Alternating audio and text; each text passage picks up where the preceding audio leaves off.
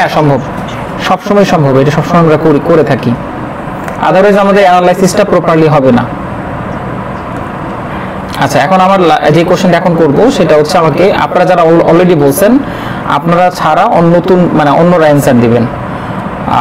সেটা হচ্ছে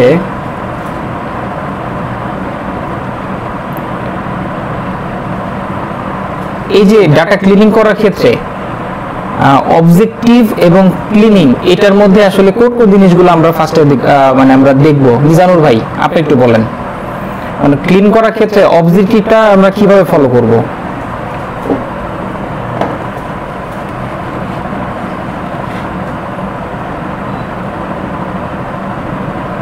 মিজান ভাই শুনতে পাচ্ছেন?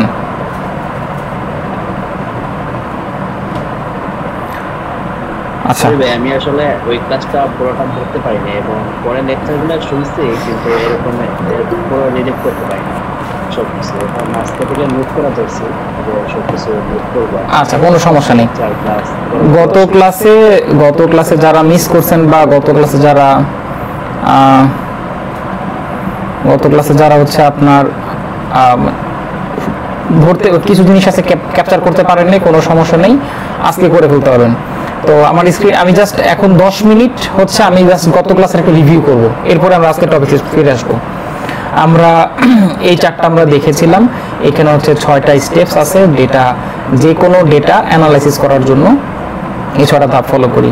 এটা হচ্ছে প্রথম ধাপটা হচ্ছে অবজেক্টিভ ডিফাইন, মানে যে প্রসেসিং স্টেজটা হচ্ছে পুরো প্রসেস 30% 70% মানে টাইম কনজিউম করে এবং 70% ইফোর্ট দেওয়া লাগে, ওভারঅল ক্ষেত্রেই এই জিনিসটা আমাদের ফলো করতে হয়। আর হচ্ছে ডিফাইন অবজেক্টিভ বলতে আমরা যে কোনো কাজ আমরা ভার্বালি করব না, এটা অবশ্যই ডিফাইন ওয়েল নোটেড ডকুমেন্টেড হইতে হবে। এটা আমি নোটপ্যাডে লিখি আর এক্সেলে লিখি, বাট কোথাও আমাকে নোট ডাউন রাখতে হবে প্রপারলি। তারপর হচ্ছে ডিফাইন অবজেক্টিভের মধ্যে আরেকটা যেটা করতে হয় সেটা হচ্ছে অ্যাড পসিবল ওয়াই, এই মেথডটা ইউজ করতে হয়, যে এটার মানে হচ্ছে যে যে কোশ্চেনগুলো আপনাকে করা হয়েছে আপনার মানে আপনার ওই কোশ্চেনের রিলেভেন্ট আর যদি কোনো কোশ্চেন করতে পারে আপনার মনে হয়, depending on the management or stakeholder or the আপনার যে ডোমেন আছে ডোমেনের সিচুয়েশন অনুযায়ী আপনি পসিবল আরও কিছু কোশ্চেন অ্যান্সার আপনি লিখে রাখবেন। এই কোশ্চেনগুলো যখন ফিক্সড হয়ে যাবে, ওই কোশ্চেন ফিক্সড হওয়ার পর দেন আমরা ওই অনুযায়ী কি কি ডেটা লাগবে কোন কোন কোশ্চেন অ্যান্সার করতে। ধরেন প্রথম কোশ্চেন অ্যান্সার করতে আমার ডেটা লাগবে হচ্ছে ইআরপি থেকে, এরপরে লাগবে হচ্ছে ম্যানুয়াল ডাটা, এই সোর্সগুলো আমরা লিখে রাখবো। আমি এই ফরম্যাটটা এগ্রিগেশনের যে ফরম্যাটটা অবজেক্টিভের ফরম্যাটটা এটা আমি হোপফুলি আমি নেক্সট ক্লাসে আপনাদেরকে পিডিএফ আকারে দিয়ে দিব। মানে এটার একটা ফরম্যাট আছে, বেসিক ফরম্যাট, মানে স্ট্যান্ডার্ড বলবো না, বাট আমি ফলো করি, তো ওই ফরম্যাটটা আপনাদেরকে দিয়ে দিব, সো দ্যাট আপনারা যেটা করতে পারবেন সেটা হচ্ছে যখনই কোনো কাজগুলো করবেন এই ফরম্যাটের আদলে করার চেষ্টা করবেন। ইটস নট বাইবেল, বাট করলে ভালো। তো দেন হচ্ছে ডেটা ক্লিনিং প্রসেস। ক্লিনিং এর মধ্যে আমরা প্রথমে যে কাজটা করি আমরা বলছি এই যে বিভিন্ন সোর্স থেকে ডেটাগুলো অ্যাগ্রিগেট করে একটা সোর্সে আনা। আর ক্লিনিং এর মধ্যে প্রথম যে কাজটা সেটা হচ্ছে ডিফাইন দ্য প্রবলেম। ক্লিনিং করার সময় আমরা যেটা করি কি পারপাসে আমরা ডেটাগুলোকে কালেক্ট করতেছি, স্পেসিফিক কি কোশ্চেন আমরা অ্যান্সার করব সেটাকে মাথায় রাখা, আর কি কি ধরনের ভ্যারিয়েবল রিলেভেন্ট আছে অ্যানালাইসিস করার ক্ষেত্রে ওই মানে রিলেটেড ভ্যারিয়েবলগুলো হচ্ছে আপনার কি করা সেটা হচ্ছে যে ওইটাকে আইডেন্টিফাই করা।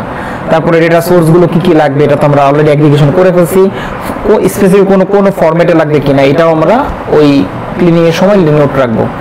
আচ্ছা, ফরম্যাট বলতে আমি স্ট্যান্ডার্ড করার ফরম্যাটের কথা বলছি। এখানে যদি আপনার কোনো কারেন্সি থাকে তাহলে আপনি এটাকে কিসে কনভার্ট করবেন।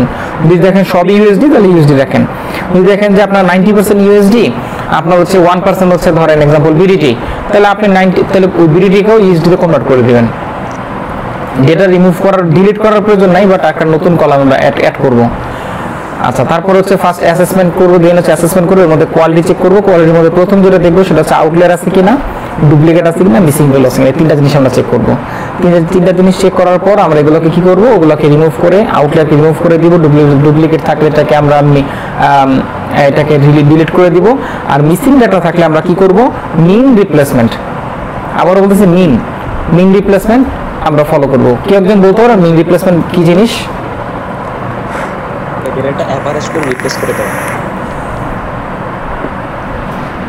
পারফেক্ট, ওকে। আর দেন হচ্ছে আমরা যে কাজটা করব, মিন রিপ্লেসমেন্ট হয়ে গেল। মিন রিপ্লেসমেন্টের পরে হচ্ছে আমরা ডেটাগুলোকে স্ট্যান্ডার্ডাইজ করব। আমরা কারেকশন যদি কোনো এরর থাকে ওগুলো ঠিকঠাক করব। স্ট্যান্ডার্ডাইজ করব তো যে measurement, unit of measurement, relevant যে ডেটাগুলো আছে ওগুলোকে আমরা স্ট্যান্ডার্ড ফরম্যাটে রাখবো। দেন যেটা করব, আপনার একটা ফাইনাল ভ্যালিডেশন করব, রিচেক করব যে সবকিছু আমার ওই অবজেক্টিভ অনুযায়ী ঠিক আছে কিনা। আই মিন ওই যে অবজেক্টিভ যা যা কোশ্চেনগুলো অ্যান্সার করছিলাম ওই অনুযায়ী ডেটাগুলো সব ক্লিন করা হয়েছে কিনা, সবগুলো অ্যান্সার বেরোচ্ছে মানে রেডি হচ্ছে কিনা, এই জিনিসগুলো আমি ঠিক করে নেব। এবং লাস্টে 5 নাম্বার কাজ যেটা করবো সেটা হচ্ছে পুরো জিনিসটা ডকুমেন্ট করব। নাম্বার 1 ডকুমেন্ট করবো হচ্ছে ডকুমেন্টিং ডেটা সোর্স, কোথা থেকে আমি ডেটাগুলো নিলাম সেটা নোট রাখবো। তারপর হচ্ছে ডিসক্রাইব ডেটা স্ট্রাকচার, কি স্ট্রাকচারে ছিল, ভ্যারিয়েবলগুলো কি কি, ডেটা টাইপ কি ছিল, রিলেশন বিটুইন দ্য ভ্যারিয়েবলস কি কি ছিল, এগুলো আমরা নোট রাখবো। তারপর হচ্ছে ক্লিনিং প্রসেসটাকে একটু আমরা নোট করবো। এখানে মূলত কি কি স্টেপস আপনি ক্লিনিং প্রসেসে ফলো করছেন, স্পেশালি মিসিং ডাটা হ্যান্ডেল করার ক্ষেত্রে বা আউটলায়ার ক্ষেত্রে বা আদার যদি কোনো ইস্যু থাকে সেই জিনিসগুলোর ক্ষেত্রে। তারপর হচ্ছে যদি কোনো ট্রান্সফরমেশন করে থাকেন, ধরেন নর্মালাইজেশন করেন অথবা স্ট্যান্ডার্ডাইজেশন করেন, এই ধরনের কোনো কাজ যদি করে থাকেন এটাকে অবশ্যই উল্লেখ করতে হবে। আচ্ছা, নর্মালাইজেশন এবং স্ট্যান্ডার্ডাইজেশন এটা তো আমি বলছি। নর্মালাইজেশনের কথা মনে বলছিলাম আপনাদেরকে, কারো মনে আছে নর্মালাইজেশন বলতে কি বোঝায়?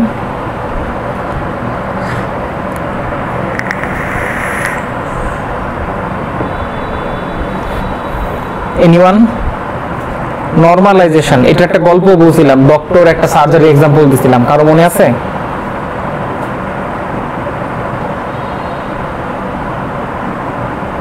জি ভাই মনে আছে ভাই, অপারেশন করার আগে যেমন প্রেসার চেক করে নিতে হবে যে প্রেসার ঠিক আছে কিনা, তারপরে জ্বর আছে কিনা, ইত্যাদি সবকিছু ঠিকঠাক আছে কিনা জিনিসটা এনশিওর করার পরে অপারেশনটা করতে হবে আর কি।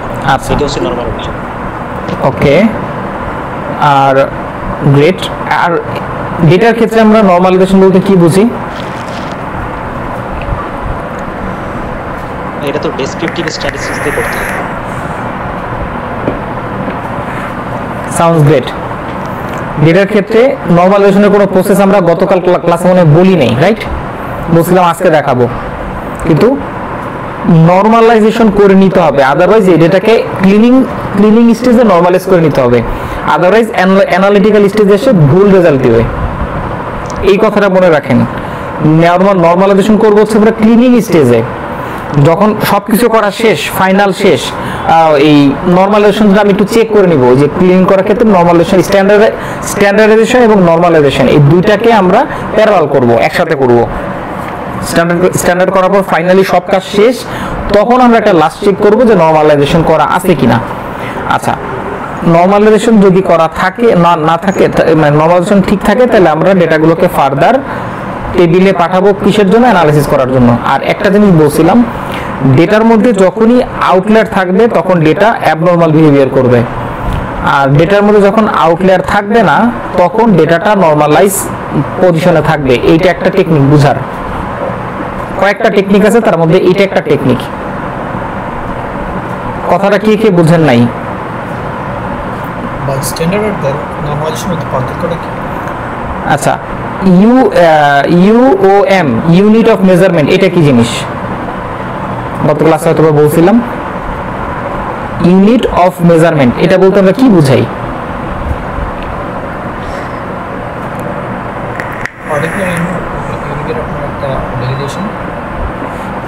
আপনি যে কোনো একটা ইউনিটকে মেজার করার একটা একক, যেমন ধরেন টাকার ক্ষেত্রে, মানে ধরেন কারেন্সির ক্ষেত্রে ইউনিট অফ মেজারমেন্ট কি হতে পারে? ডলার হতে পারে, রুপি হতে পারে, বিডিডি হতে পারে, যে কোনো কারেন্সি হতে পারে, যে কোনো দেশের কারেন্সি হতে পারে, রাইট? টাকার মানে টাকার ইয়ের ক্ষেত্রে আর কি, কারেন্সির ক্ষেত্রে। আবার ওয়েটের ক্ষেত্রে ইউনিট অফ মেজারমেন্ট কি হতে পারে? কেজি, গ্রাম, রাইট? বিভিন্ন কিছু হতে পারে। তো এই যে ইউনিট অফ মেজারমেন্ট, এইটাকে যে কোনো একটায় রাখা, এইটাকে আমরা বলছি স্ট্যান্ডার্ড ফরম্যাটে রাখা, যে কোনো একটা স্ট্যান্ডার্ড বজায় রাখা। বুঝা গেছে ভাইয়া জিনিসটা? স্ট্যান্ডার্ডের ব্যাপারটা তো বুঝছেন। আচ্ছা, এবার নরমালাইজেশনের ব্যাপারটা, ওই যে বললাম যে অ্যাবনর্মাল, ডক্টর এক্সাম্পলটা দিলাম, ডেটার মধ্যে যদি কোনো আউটলায়ার থাকে তাহলে ডেটা অ্যাবনর্মাল বিহেভিয়ার করে। কোথায়? অ্যানালাইসিস করার সময়। অ্যাবনর্মাল বলতে কি বুঝাচ্ছি এখানে? ডেটা তোর কথা, ডেটা আপনাকে রেজাল্ট দিবে, ইরর রেজাল্ট দিবে, অ্যাকিউরেট রেজাল্ট আপনি পাবেন না। যদি ডেটার মধ্যে আউটলায়ার থাকে, এটা হচ্ছে একটা প্রসেস। তার মানে যদি ডেটার মধ্যে আউটলায়ার মানে রিমুভ করে ফেলেন, তখন ধরে নেবেন ডেটা এখন নর্মাল পজিশনে আছে। বুঝা গেছে ভাইয়া? আচ্ছা, সো এই ছিল আমাদের ক্লিনিং এর প্রসেস। এইবার আসি আমাদের নেক্সট স্টেজের প্রসেসটা হচ্ছে অ্যানালিটিক্যাল প্রসেস। অ্যানালিটিক্যাল প্রসেস আসার আগে আমরা একটু বিজনেস অ্যানালিটিক্সের ব্যাপারটা একটু বলে নিই। সাধারণত বিজনেস অ্যানালিটিক্স বা বিজনেস অ্যানালাইসিস করি আমরা সাধারণত কিভাবে, সেটা হচ্ছে যে হিস্ট্রিক্যাল ডেটার উপর বেস করে আমরা কি করি, বিজনেস অ্যানালাইসিস করি। এটা বিজনেস হোক, আপনার মানে ফাইন্যান্সিয়াল, প্রফিটেবল, নন প্রফিটেবল, যে কোনো এক্সপেক্টেই আমরা মূলত হিস্ট্রিক্যাল ডেটার উপর ভিত্তি করে অ্যানালাইসিসগুলো করি। কি করি আমরা? ওইখান থেকে ট্রেন্ড বের করার চেষ্টা করি, আমরা প্যাটার্ন বের করি, আমরা রুট কজ অ্যানালাইসিস করার চেষ্টা করি। এর উপর বেস করে একটা ডেটা ডিভেন একটা ডিসিশন নেই। এখন এই যে বিজনেস অ্যানালিটিক্স এই কাজটা বা যে কোনো ধরনের অ্যানালাইসিস করার ক্ষেত্রে আমরা স্ট্যাটিস্টিক্যাল এবং ম্যাথমেটিক্যাল টেকনিকগুলো ব্যবহার করে থাকি। কি বের করতে? ট্রেন্ড, প্যাটার্ন, তারপর হচ্ছে রুট কজ, এরপর হচ্ছে এর এই জিনিসগুলো বের করার জন্য বা এর মেজারমেন্টগুলো বের করার জন্য, ম্যাথমেটিক্যাল মেজারমেন্টগুলো বের করার জন্য। তো এখন এই যে আমরা যে বলতেছি যে স্ট্যাটিস্টিক্যাল, এর মধ্যে মূলত দুইটা ভাগে বিভক্ত। একটা হচ্ছে ডিসক্রিপটিভ আর একটা হচ্ছে ইনফারেন্সিয়াল। স্ট্যাটিস্টিক্স মূলত দুইটা ব্রাঞ্চ আছে, একটা হচ্ছে ডিসক্রিপটিভ আর একটা হচ্ছে ইনফারেন্সিয়াল। ডিসক্রিপটিভ ব্রাঞ্চ বা ডিসক্রিপটিভ যেই মানে ব্রাঞ্চটা, এইটা বোঝায় যে বর্ণনামূলক। মূলত এটা হিস্ট্রিক্যাল ডেটার উপর ভিত্তি করে যেই ধরনের অ্যানালাইসিস করি ওইটাকেই ডিসক্রিপটিভ অ্যানালাইসিস বলা হয়। এখন হিস্ট্রিক্যাল ডেটা বলতে আমরা কি বুঝি? যেই ডেটার সাথে একটা টাইমের সম্পর্ক আছে, একটা সময়ের একটা যোগফল বা একটা সময় কানেক্টেড। ধরেন বলা হলো আপনাকে আপনার সেলস ম্যানেজার ফোন দিয়ে বললো বা আপনাকে ডিরেক্টর ফোন দিয়ে বললো যে গত মাসের রিপোর্টটা পাঠান তো। এই যে গত মাসে, ধরেন আজকে হচ্ছে মাসের 1 তারিখ, গত মাসে হচ্ছে 30 তারিখ হয়ে গেছে, বললো গত মাসের রিপোর্টটা মেল করেন। তো এখন দেখেন এই গত মাস, আজকে এই মুহূর্তে ফোন দিছে ধরেন সকাল 10টা, গত মাস মানে কি হিস্ট্রিক্যাল, এটা পাস্ট ডেটা। গতকাল যদিও রিসেন্ট পাস্ট, মানে গত 1 মাসের, গত 1 বছরের, গত 2 বছর, এগুলো হচ্ছে রিসেন্ট পাস্ট। তো এই যখনই কোনো একটা সময় উল্লেখ থাকবে এবং ধরে নিতে হবে যদি এই ডেটাটা পাস্ট রিলেভেন্ট কোনো ডেটা হয়, তাহলে ওইটা হচ্ছে মূলত হিস্ট্রিক্যাল ডেটা। এবং এটা এই ধরনের ডেটা অ্যানালাইসিস করার ক্ষেত্রে আমরা মেজরিটির সময় 95% টাইমে আমরা ডিসক্রিপটিভ অ্যানালাইসিস ইউজ করে থাকি। আচ্ছা, এখন প্রিডিক্টিভ অ্যানালাইসিস আর হচ্ছে পার্সপেক্টিভ অ্যানালাইসিস, এই বোথ আর হচ্ছে এই দুইটা হচ্ছে ইনফারেন্সিয়াল স্ট্যাটিস্টিক্সের একটা ব্রাঞ্চ। মূলত আপনার এই ডেটার সাথে কি ধরনের, এই যে অতীতের যত ডেটা আছে গতকাল থেকে শুরু করে, মানে একটা স্টার্ট কাট অফ ডেট থেকে শুরু করে গতকাল পর্যন্ত বা এই মুহূর্ত পর্যন্ত যে হিস্ট্রিক্যাল ডেটাগুলো তৈরি হচ্ছে আপনার অর্গানাইজেশনে বা আপনার কাজের ক্ষেত্রে, এই ডেটাগুলা দুইটা দিকে মোড় নেয়। একটা হচ্ছে আচ্ছা এইভাবে যদি কন্টিনিউ করতে থাকে তাহলে সামনে কি হতে পারে, এই যে কথাটা, এই প্রিডিক্ট করার একটা যে প্রসেস, ভবিষ্যতে কি হতে পারে যদি এই ট্রেন্ড চলতে থাকে।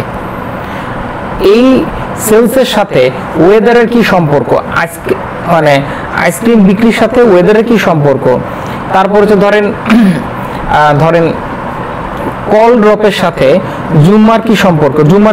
জুমার দিনে অ্যাকচুয়ালি কল সেন্টারে একটা অ্যানালাইসিসে দেখা যাচ্ছে যে কল সেন্টারে কাস্টমার সার্ভিসের এখানে কল ড্রপ প্রচুর হয়, স্পেশালি ফ্রাইডেতে দুপুর 11টা, 11:30 থেকে দুপুর 1টা-2টা পর্যন্ত।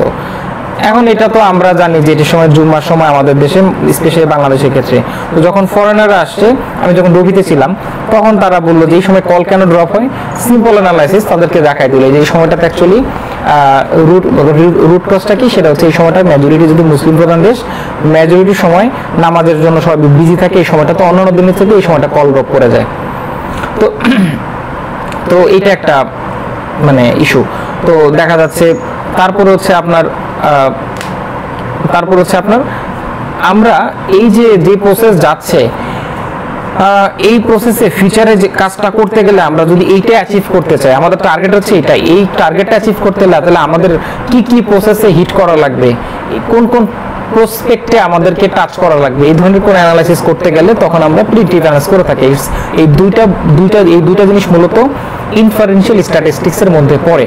তো এখন একটা গবেষণায় দেখা গেছে ইউএস এর 2021 সালে একটা রিপোর্ট বেরিয়েছিল যে ইউএসএ তে যতগুলো অর্গানাইজেশন আছে, মানে এভারেজে 90% অর্গানাইজেশন তাদের ডে টু ডে লাইফে, ইউএস এর 100% অর্গানাইজেশন যাদের উপর সার্ভে করা হয়েছে তারা কাজ শুরু করছে, ওই অর্গানাইজেশনগুলো তাদের অ্যানালাইসিসের 80% টাইম তারা ডিসক্রিপটিভ অ্যানালাইসিস করে, আর 20% টাইমে তারা হচ্ছে ইনফারেনশিয়াল অ্যানালাইসিস করে,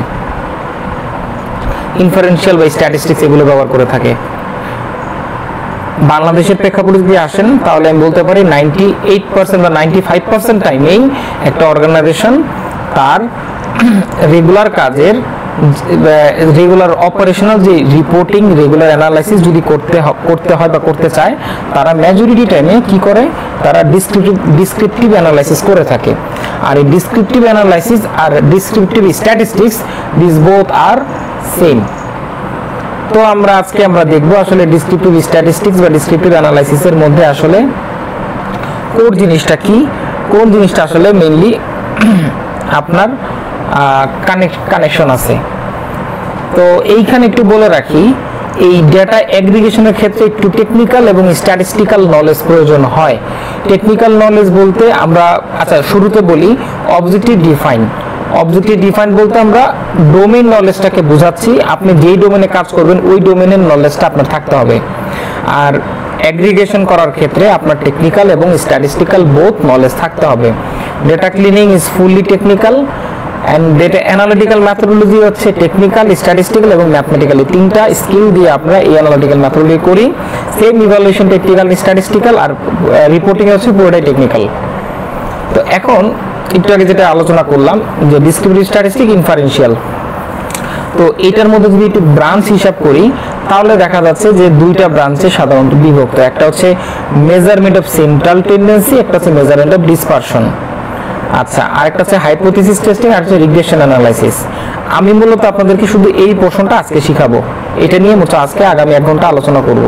এই পোর্শনটা আমি দেখাবো না, এটা আপনারা পরবর্তীতে আপনারা যখন স্ট্যাটিস্টিক্স করবেন ওইটা ওই সময় কাজে লাগবে। মূলত এটার উপর বেস করে আপনার মূলত দেখা যাচ্ছে এটার উপর বেস করে আমরা এই ডিসক্রিপটিভ উপর বেস করে আপনারা তখন ইনফারেনশিয়াল অ্যানালিসিসগুলো শিখতে পারবেন। তো এখন প্রশ্ন হচ্ছে আপনাদের মধ্যে কাদের স্ট্যাটিস্টিক্স নিয়ে একটু দুর্বলতা আছে, যে পড়ছেন হয়তো একটু ভুলে গেছেন বা এই ধরনের কিছু। তাহলে আমি এখানে দুইটা অ্যাপ্রোচ ফলো করবো, একটা হচ্ছে আমি ইন ডেপথে যাব, আর একটা হচ্ছে আমি একটা কোনো রকম একটা বেসিক লেভেলে আপনাদেরকে বলে চলে যাব।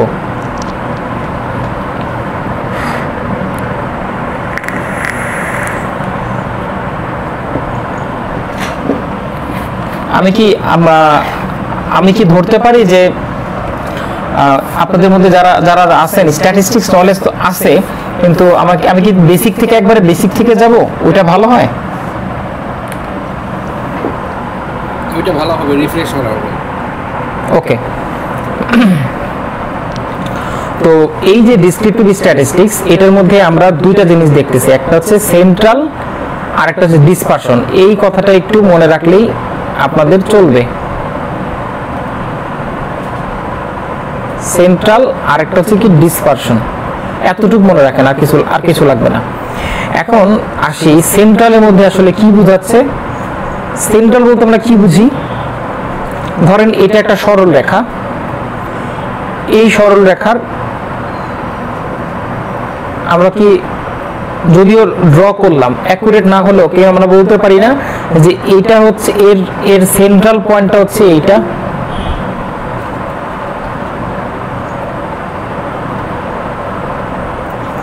আমরা কি বলতে পারি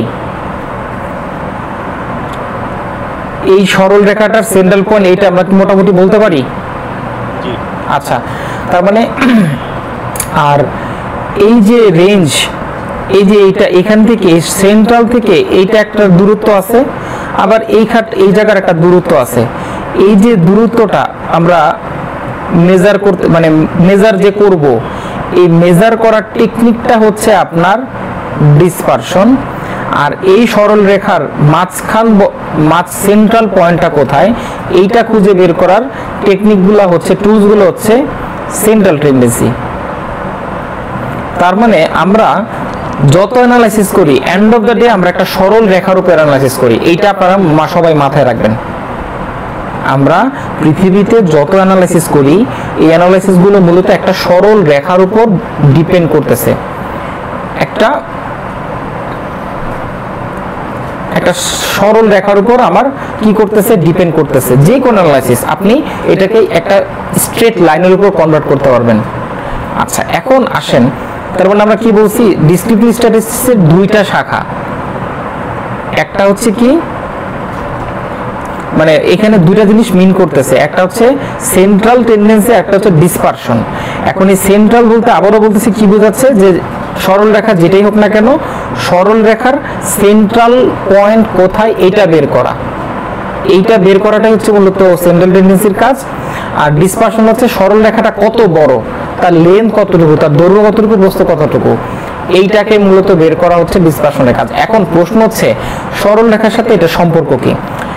এখন দেখেন, আপনার সামনে যদি একটা লম্বা কোনো একটা লাঠি থাকে বা একটা কিছু থাকে, আপনি কিন্তু এটাকে মাপতে পারবেন। এখন আপনি যখন ডেটা নিয়ে কাজ করবেন, লার্জ অ্যামাউন্ট অফ ডেটা নিয়ে কাজ করবেন, যে কোনো ডেটা নিয়ে কাজ করবেন, ওই জায়গাটায় আপনার আমার কিন্তু ওই জায়গাটাকে কিন্তু মেজার করতে পারতেছি না ফিতা দিয়ে, কিন্তু ওইটাকেও মেজার করা যায়। এই মেজার করার জন্যই দুইটা টুলস আমরা ব্যবহার করে থাকি। এখন মেজার করার জন্য কয়টা টুলস আছে? তিনটা টুলস আছে সেন্ট্রাল পয়েন্ট বের করার জন্য, মিন, মিডিয়ান, মোড। তার মানে এই তিনটা টুলস দিয়েই আমি মেজার করতে পারবো। উদাহরণস্বরূপ যদি বলি, আপনি একটা মাঠ খনন করবেন, খনন করার জন্য আপনার সামনে একটা কোদাল আছে, একটা এক্সকাভেটর আছে, ধরেন একটা হচ্ছে শাবল আছে। আমরা কিন্তু চাইলে তিনটা দিয়েই খনন করতে পারি। তিনটা কিন্তু খনন করার টুলস, মানে মাটি খনন করা বা যে কোনো কিছু খনন করার টুলস হচ্ছে তিনটা এক্সাম্পল। তো সেম জিনিসটাই হচ্ছে মিন, মিডিয়ান, মোড, এই তিনটার নেচারই একই রকম। তিনটা দিয়ে আমরা খনন করি, মানে সেন্ট্রাল পয়েন্ট বের করি। এখন তিনটা কেন? এখন এক্সকাভেটর কেন? ধরেন আপনি এক্সাম্পল গাছের, মানে ধরেন এক্সাম্পল বলতেছি, ধরেন গাছ লাগাবেন, একটা টবে মাটি লাগবে। এখন আপনি কি এক্সকাভেটর দিয়ে মাটি তুলে দিবেন নাকি না শাবল বা কোদাল দিয়ে তুলবেন?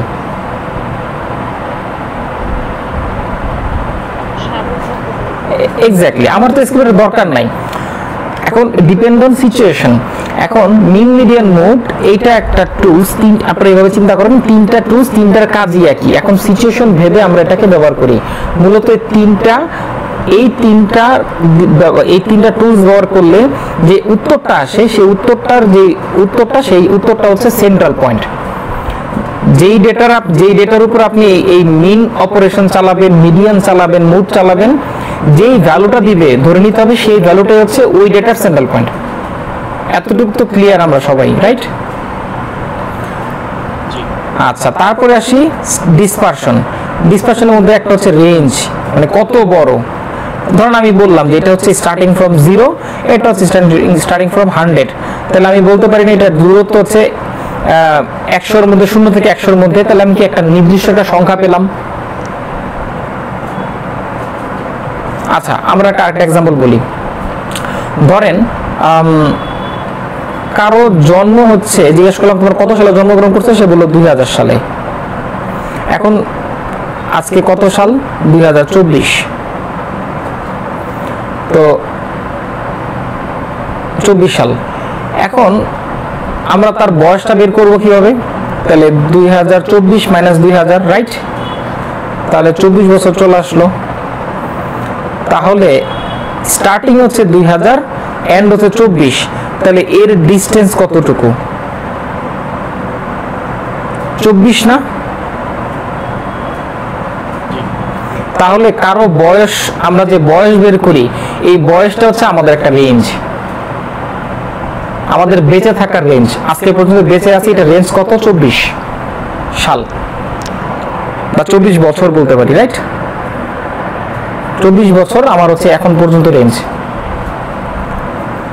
আচ্ছা, স্ট্যান্ডার্ড ডেভিয়েশন, স্ট্যান্ডার্ড ডেভিয়েশন কি মিন করে? কারো কোনো ধারণা আছে?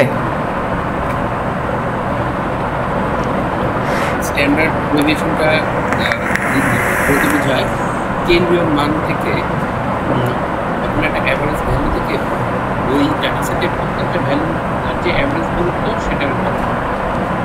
আচ্ছা, এইটা আমরা বুঝলাম কি দিয়ে? আপনি যেটা বলছেন সুন্দর অ্যান্সার, পারফেক্ট অ্যান্সার, এটা আমরা একটা থিওরিটিক্যাল অ্যাসপেক্টে বললাম। তো এই স্ট্যান্ডার্ড ডেভিয়েশনটা কোথায় কোথায় কাজে লাগে? কারো কোনো ধারণা আছে?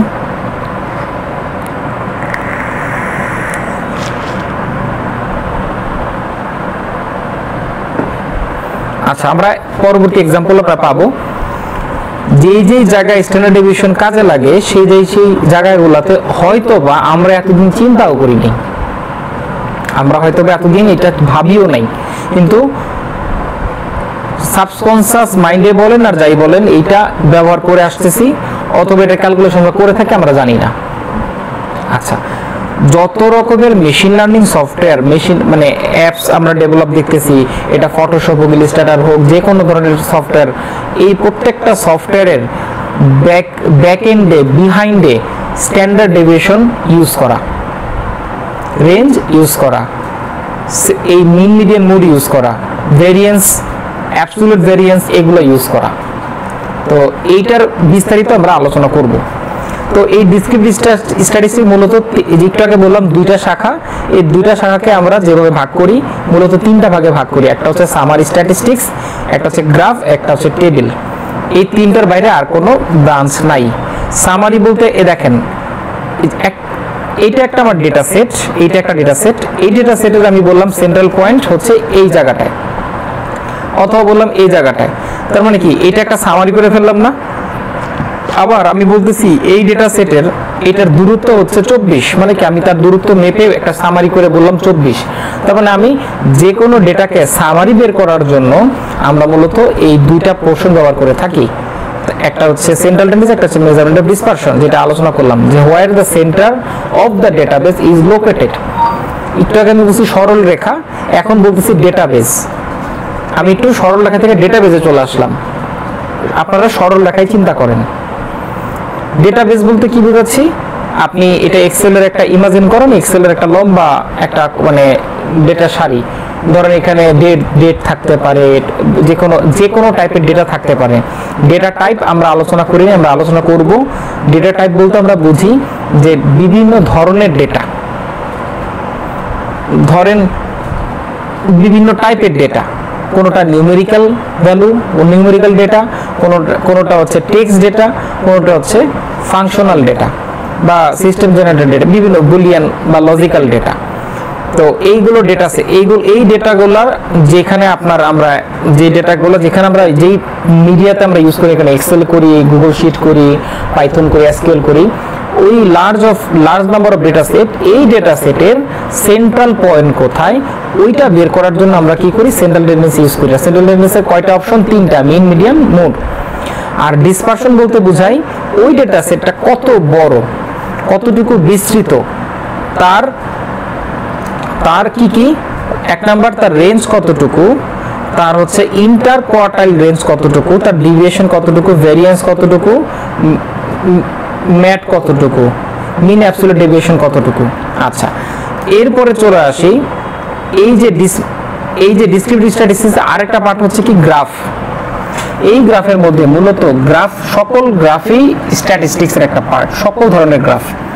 বাট স্পেশালি আমি এখানে যে চারটা গ্রাফ লিখলাম, এই চারটা গ্রাফ মূলত আপনার ডেটার একটা সামারি ভ্যালু শো করে। এক নাম্বার হচ্ছে বক্স প্লট, যেটা আমি রেড করে রাখছি, আর একটা হচ্ছে হিস্টোগ্রাম। এই দুইটা দিয়ে মূলত আমরা বের করি বা দেখা যায় ডেটার মধ্যে কোনো আউটলায়ার আছে কিনা। প্রথমত আমি শুরুতে গত ক্লাসে বলছিলাম একটা ডেটা ক্লিন করার ক্ষেত্রে প্রথমে আমরা চেক করবো কোনো আউটলায়ার আছে কিনা। আমি কিভাবে চেক করব? ভিজুয়ালি চেক করার একটা অপশন হচ্ছে বক্স প্লট বা হিস্টোগ্রাম। তারপরে আসি স্টেম এন্ড লিফ প্লট বা স্ক্যাটার প্লট।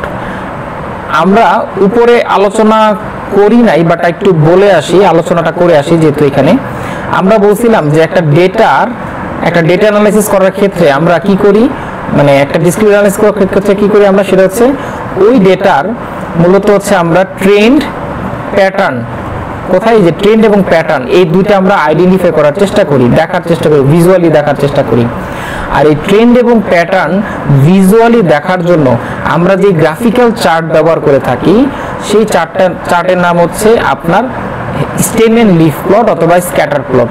এই যে দেখেন ডলারের দাম বাড়তেছে বাংলাদেশে, এটার যে ট্রেন্ড এটা কি উপরের দিকে যাচ্ছে না, আমরা এটাকে বলে থাকি আপার ট্রেন্ড। আবার এই ট্রেন্ডটা নিচের দিকে নামতেছে, এটাকে বলি ডাউন ট্রেন্ড। মূলত এই ট্রেন্ডটাকে তিন ভাবে প্রকাশ করা হয়, একটা হচ্ছে আপার ট্রেন্ড, একটা হচ্ছে সাইডওয়ে ট্রেন্ড, একটা হচ্ছে ডাউন ট্রেন্ড। মানে একটা ট্রেন্ড উপরের দিকে যাচ্ছে, একটা সমান্তরাল আছে, সমান্তরাল না বাট একটু একটা রেঞ্জে আছে, আর একটা হচ্ছে নিচের দিকে যাচ্ছে। এই ট্রেন্ডের তিনটা স্টেজ থাকে। আর প্যাটার্ন বলতে আমরা বুঝি এই যে ডেটা, এই ডেটার প্যাটার্নগুলো কেমন, দেখেন এই ডেটাগুলো একটা হরাইজন্টাল প্যাটার্নে, এই যে প্যাটার্নটা নেগেটিভ, এই প্যাটার্নটা হচ্ছে পজিটিভ। এটা trend but it's also a pattern. এটা সাইডওয়ে প্যাটার্ন, হ্যাঁ এটা হচ্ছে কি কোনো রকমের কোনো প্যাটার্ন নাই। আমরা আবার একটু দেখি, এটা একটা স্টেবল প্যাটার্ন, এই প্যাটার্নটাকে বলা হয় স্টেবল। যে ডেটা ট্রেন্ড দেখা যাচ্ছে, এই ট্রেন্ড অনুযায়ী এই প্যাটার্নটাকে বলা স্টেবল প্যাটার্ন। আপনি যদি একটু খেয়াল করেন, ওই কলাম চার্টে খেয়াল করেন, দেখেন কলাম চার্টগুলো, আমি এটাকে একটু জুম করি,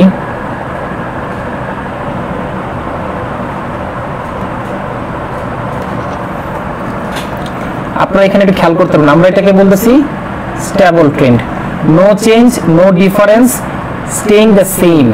এটা আচ্ছা, এখানে কি বোঝাচ্ছে যে as one variable change there is no change overall other, মানে এই ডেটার সাথে কোনো ভ্যারিয়েবলের সাথে একটা ভ্যারিয়েবলের সাথে আরেকটা ভ্যারিয়েবলের কোনো সম্পর্ক নাই। যেমন ধরেন বৃষ্টি বা ঠান্ডার সাথে আইসক্রিম বিক্রির একটা সম্পর্ক আছে। যখনই ওয়েদার টেম্পারেচার একটা কুল ডাউনে চলে আসে, আইসক্রিমের সেলফ ফল ডাউন করে। যখন খুব গরম বেড়ে যায়, আইসক্রিমের সেলটা বেড়ে যায়। এখন এই যে আপনার ভ্যারিয়েবল কি, এই ভ্যারিয়েবলের সাথে সেলসের একটা কোরিলেশন সম্পর্ক আছে, এই ধরনের কোনো সম্পর্ক এখানে দেখা যাচ্ছে না। সো এইটার মধ্যে কোনো চেঞ্জ, একটা স্টেবল পজিশনে আছে মোটামুটি, আমরা এভাবে মার্ক আউট করতে পারি। দেখেন লাইনটা কিন্তু মোটামুটি একটা সমান, এই ধরনের একটা আমরা লাইন দেখতে পাচ্ছি। আবার এইটার যদি আপনি এই চার্টটাকে যদি আপনি পাই চার্টে কনভার্ট করেন, তাহলে দেখবেন প্রতিটা ভেরিয়েবলের একটা দূরত্ব অলমোস্ট সমান, কিছু বড় ছোট আছে। তারপরে চলে আসি নেগেটিভ লোয়ার প্যাটার্ন, মানে এটা মূলত ডিক্রিজ হচ্ছে বা ডিক্লাইন হচ্ছে, কমে যাচ্ছে। এটা দেখা যাচ্ছে একটা ভেরিয়েবলের সাথে আরেকটা ভেরিয়েবলের একটা সম্পর্ক আছে, হয়তো বা একটা সেলস, যেমন গরমের সাথে আজকে বিক্রির সম্পর্ক আছে, বা ঠান্ডার সাথে সম্পর্ক আছে, বা ডিসকাউন্ট 10-এর সাথে আপনার কি আছে, সেলসের সম্পর্ক আছে, ডিসকাউন্ট কমে যাচ্ছে, সেলসের সম্পর্ক কমে যাচ্ছে। তো এইটা ট্রেন্ডগুলো যদি আপনি চার্টে কনভার্ট করেন তাহলে এরকম হবে, আর যদি লাইন চার্টে করেন তাহলে এরকম হবে, আর যদি আপনি ডোনাট চার্টে মানে পাই চার্টে করেন তাহলে দেখবেন যে কোন একটা বড় কোন একটা ছোট। এই ধরনের যদি কোন একটা চার্ট দেখেন তাহলে ধরে নেবেন এটার মধ্যে কুছ কালা হয়, ধরেন এটা হয়তো এটা হতে পারে পজিটিভ, হইতে পারে নেগেটিভ, এই ধরনের কোন একটা সিচুয়েশন থাকার সম্ভাবনা আছে। আচ্ছা, তারপরে আবার পজিটিভ হায়ার, এটার ক্ষেত্রেও সেম, বাড়তেছে অপোজিট ওইটা। আর আরেকটা যেটা আমরা দেখতেছি সেটা হচ্ছে সাইকেল, সিজনালিটি আছে, আপস এন্ড ডাউন হচ্ছে। ধরেন এটা জানুয়ারি, ফেব্রুয়ারি, মার্চ, এপ্রিল, মে, আবার নভেম্বর, ডিসেম্বর। এটার মধ্যে একটা দেখবেন এরকম একটা সিজনালিটি আছে, যে কোন একটা সিজনে সেল ভালো হচ্ছে, কোন একটা সিজনে সেল কম হচ্ছে। এক্সাম্পল যদি বলি,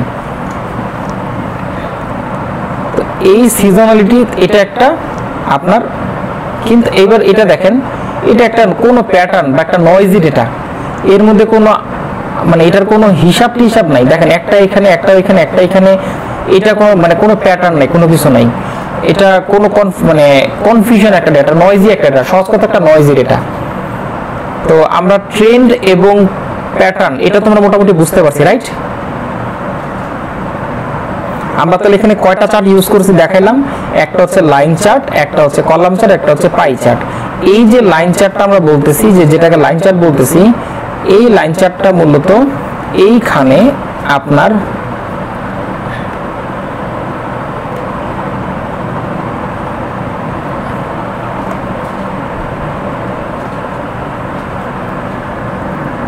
জাস্ট এ সেকেন্ড, এই যে স্টেম এন্ড লিফ প্লট এবং স্ক্যাটার প্লট, এই দুটো প্লট ইউজ করে আমরা ট্রেন্ড এবং প্যাটার্ন এবং ট্রেন্ড এই দুইটা আইডেন্টিফাই করতে পারি। আর লাস্ট 3 নাম্বারটা হচ্ছে টেবিল বা ফ্রিকোয়েন্সি টেবিল। ফ্রিকোয়েন্সি টেবিল বলতে আমরা যেটা বুঝি সেটা হচ্ছে মূলত আমরা ওই যে ছোটবেলা ক্লাস 5-6 মনে পড়ছিলাম, যে ধরেন টালি করা 1 2 3 4 5, 1 2 3 4 5, ধরেন আগে এই সার্ভে এইভাবে করা হইতো, ফিল্ড লেভেলে সার্ভে। আমরা ছোটবেলায় ধরেন এইভাবে সার্ভে করতাম। তখন ধরেন বিভিন্ন ক্যাম্পিং এর সাথে অনেক সময় কাজ করছিলাম। এমন একটা সার্ভে এরকম ছিল যে একটা রোডে স্পেসিফিকলি কতগুলো গাড়ি যায়। তো আমার ছিল মেবি তখন মাইক্রোবাস কাউন্ট করা। তো আমি যখনই দাঁড়ায় বোর্ড নিয়ে বসেছিলাম, তখন দেখা যাচ্ছে মাইক্রোবাস যেহেতু আমি দেখা যাচ্ছে বসে বসে 1 2 3 4 5 এভাবে করে করে দাগ দিতাম। পরের দিন লাস্টে কয়টা এভাবে করে একটা গুনতাম, 5 1 2 3 কয়টা আমি গুনছি, কারণ 1 2 3 সিরিয়ালে লিখতে গেলে ভুল হইতো অনেক সময়। তো এই যে এটার ফ্রিকোয়েন্সি মানে একই মাইক্রোবাস কয়বার আসছে, তখন একটা মাইক্রো দেখলাম একটা দাগ দিলাম, একটু পর একটা দেখলাম একটা দাগ দিলাম, এরপর একটা দেখলাম দাগ দিলাম, 3টা হয়ে গেছে, 4টা দাগ দিলাম, 5 একটা দিচ্ছি 5টা, এটা আমার হয়ে গেছে। আবার শুরু করতাম। তো মূলত কি একই মাইক্রোবাস 5 বার দেখছি, তার মানে মাইক্রোবাস একই 5 বার দেখছি। তার মানে মাইক্রোবাসের জায়গায় এখন আপনি একটা ডেটা নিয়ে আসেন, তার মানে একই ডেটা যতবার আসছে ওইটার কতবার আসছে আপনার ডেটার মানে আপনার ইয়েতে মানে ডেটাবেজের মধ্যে, ওইটাকে আমরা ফ্রিকোয়েন্সি বলে থাকি। এতটুকু এক্সাম্পল মানে যতটুকু বুঝাইলাম, এটা ক্লিয়ার সবার? কারো তো আশা করি কোনো কোশ্চেন থাকার কথা না। আচ্ছা, যদি থাকে আমাকে শেয়ার করেন, আমি পরবর্তীতে ডিসক্রাইব করব। তো আমরা এখন চলে আসি হচ্ছে আমরা আরেকটা একটু প্র্যাকটিক্যাল একটা এক্সাম্পলে, আপনারা এটা একটু ভালো বুঝতে পারবেন। 1000টা স্টুডেন্টের রেজাল্টের উপর আমরা একটা ডিসক্রিপটিভ স্ট্যাটিস্টিক্স ফলো করব। তো আমরা দেখলাম যে স্টুডেন্টদের রেজাল্ট মিন ভ্যালু হচ্ছে 82, মিডিয়ান হচ্ছে 84, আর এখানে মোড নাই, ম্যাক্সিমাম কত 100, মিনিমাম কত 45, রেঞ্জ কত আছে 55, ডিফারেন্স বিটুইন দ্য সেট। এখন এটা আসলে আমরা যখন এটা আমরা কি পেলাম, একটা সামারি স্ট্যাটিস্টিক্স পেলাম, এটা হচ্ছে মিন মিডিয়ান মোড দ্বারা পেলাম সামারি স্ট্যাটিস্টিক্স, আমরা এটা করলাম। এখন আমরা এটাকে গ্রাফ স্ট্যাটিস্টিক্স করব। প্রথমে আসে হিস্টোগ্রাম। দেখেন এখানে গ্রাফ দিয়ে কি বোঝাচ্ছে, এই যে 1000 স্টুডেন্টের একটা লিস্ট কোথায় করা আছে, এই যে এখানে দেওয়া আছে, এইটা হচ্ছে 1000 টোটাল 1000 স্টুডেন্টস, আর এখানে হচ্ছে তাদের মার্ক। এই মার্কটাকে ডিস্ট্রিবিউট করা হয়েছে কি দিয়ে, হিস্টোগ্রাম চার্টের মাধ্যমে। তারপর এখানে দেখতে পাচ্ছেন এক একটা করে পিলারের মতো কাজ করতেছে। এই এক একটা পিলার মূলত একটা রেঞ্জ আকারে ধরে নিয়েছে। কত রেঞ্জ? 50 থেকে 55, 55 থেকে 60। প্রত্যেকটা ডিস্টেন্স কিন্তু সমান, মানে এটার হাইট ছোট কিন্তু উইথ আপনার কিন্তু সমান, প্রস্থ কিন্তু প্রত্যেকটা সমান, কিন্তু লেন্থ ভ্যারি করতেছে। লেন্থ কতটুকু ভ্যারি করতেছে? এই পাশের সংখ্যার উপর ভিত্তি করে। ধরেন আমি এখানে বললাম যে মিন ভ্যালু হচ্ছে 82, তার মানে কি মেজরিটি স্টুডেন্টস 82 পাইছে। এখন কত পার্সেন্ট স্টুডেন্ট 82 পাইছে আমরা এখন দেখি। মিন এই যে 80 থেকে 85, এই যে 82 এই পজিশন আছে, মিডিয়ান এখানে আছে। এখন বলতেছি মেজরিটি, ধরেন আমি বললাম যে অলমোস্ট 220টা বা 220 জন স্টুডেন্ট পাইছে হচ্ছে 80 থেকে 84 এর মধ্যে, তাহলে এইটা 200টা 250 মাঝখানে এইটা গেল। তারপরেরটা দেখলাম 75 থেকে 80, এইটা পাইছে কতজন? অলমোস্ট 200 জন। এভাবে করে কিন্তু আমার ডেটাটা ছড়ায় ছিটায় আছে, এটাকে আমরা হিস্টোগ্রাম বলতেছি। এখন একটা জিনিস খেয়াল করে দেখেন, এই ডেটার মধ্যে কিন্তু যদি আপনি এর উপরে একটা উপরে যে একটা দাগ দেন, এই যেভাবে একটা দাগ দিয়ে যান, এখানে কি একটা পিরামিডের মতো একটা আকৃতি পাচ্ছেন না? কাইন্ড অফ, খেয়াল করছেন? এই যদি আকৃতিটা মোটামুটি পিরামিডের সেম শেপে থাকে তাহলে বুঝবো ডেটাটা নরমালিটি হোল্ড করতেছে। আর যদি অ্যাবনরমাল হয় তখন কি হবে জানেন? হিস্টোগ্রামের এই প্লটিং করলে এরকম একটা শেপ থাকে, ধরেন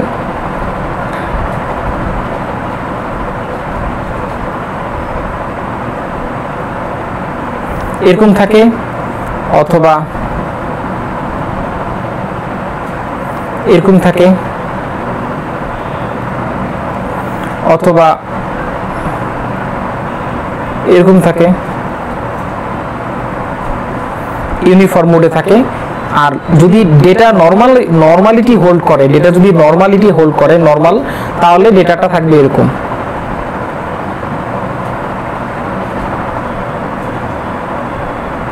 তখন বুঝবেন যে এই ডেটাটা নরমাল। তার মানে আমরা একটা ওয়ে পেলাম ভিজুয়ালি বোঝার জন্য ডেটা নরমাল কিনা। হিস্টোগ্রাম করে দেবো, নরমালিটি যদি এরকম একটা মোটামুটি 100% এরকম শেপ আসবে না, কিন্তু কাছাকাছি আসবে। আবারও বলছি 100% আসবে না, কিন্তু কাছাকাছি আসবে। যদি এরকম একটা কাছাকাছি শেপে আসে তখন বুঝে নিব যে ডেটার মধ্যে ডেটা এখন নরমালিটি হোল্ড করতেছে। আচ্ছা, তারপরে আমরা চলে যাই হচ্ছে পরে চলে যাই। এইখানে দেখেন আমরা কি করছি, টেবিল দিয়ে ফ্রিকোয়েন্সি করছি। যে আমি বলতেছি আমার এই ডেটার সেটকে এটার যোগফল হচ্ছে 100, আমি বলতেছি আমার মেজরিটি স্টুডেন্টস মানে কত, এখানে মেজরিটি বলতে কত বলছি 1 2 5 8 13 20, এই যে 22% হচ্ছে আমার মেজরিটি। আমি বলতেছি মেজরিটি স্টুডেন্ট আমার পাইছে কত, এখানে ম্যাক্সিমাম যে আপনার 85 থেকে 82%, এর পসিবিলিটি বেশি। তারপর হচ্ছে 20% পাইছে হচ্ছে 70 থেকে 85। আচ্ছা, আর 13% হচ্ছে 70 থেকে। তা আমি যদি দেখেন 70 থেকে 90 এর মধ্যে আমার মেজরিটি হোল্ড করতেছে। দেখেন 8 5 3 2 1, এখানে কত 8 5 13 4 17 2 19, 20% হচ্ছে আপনার 50 থেকে 70, আর হচ্ছে 4% হচ্ছে 90 এর উপর, তাহলে 25% পাচ্ছে হচ্ছে আপনার এই রেঞ্জে। আর বাকি 75% এর মার্ক হচ্ছে 70 থেকে 90 এর মধ্যে। এখন যদি এখানে আমি একটা মানে আপনাদের সাথে বোঝার জন্য একটা সরল রেখা আঁকি, আর আমি যদি বলি যে এই যে 70 এই যে 90, এইখানে হচ্ছে আমার মেজরিটি স্টুডেন্ট, আর এইখানে হচ্ছে আমার এই কটা স্টুডেন্ট। এইটা হচ্ছে আমার 70% ওয়েট, এটা হচ্ছে আমার 30% ওয়েট। তাহলে আমি যদি এখানে মিডল করি, এক্সাম্পল ভাগ করি, তাহলে আমি বলবো যে আমার 70% ওয়েট, বা আমি যদি 1 কেজি পরিমাণ কিছু ডিস্ট্রিবিউট করি, তাহলে আমার 70% চলে যাবে এই পাশে, আর 30% চলে যাবে এই পাশে। তাহলে আউট অফ 100% মেজরিটি স্টুডেন্ট ভালো না খারাপ?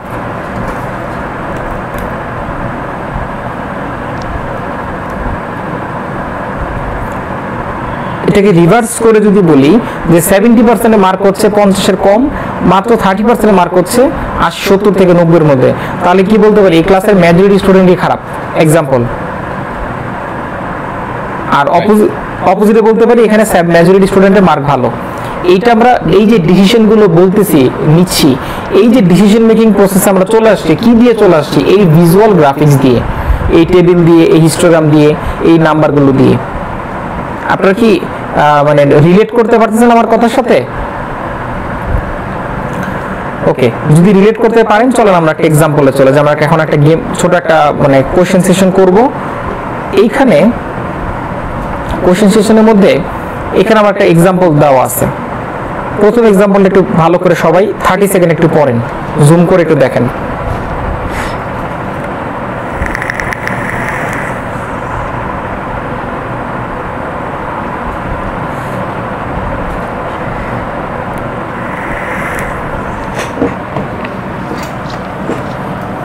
ওকে, আমরা শুরুতে আলোচনা করছিলাম মিন, মিডিয়ান, মোড মূলত ডেটার সেন্ট্রাল পয়েন্টটাকে আইডেন্টিফাই করে।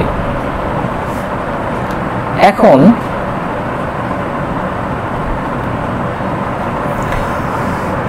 এইটা একটা রিয়েল এস্টেট কোম্পানি, তারা একটা এরিয়াতে, এই এরিয়াতে তারা কিছু প্রজেক্ট করবে।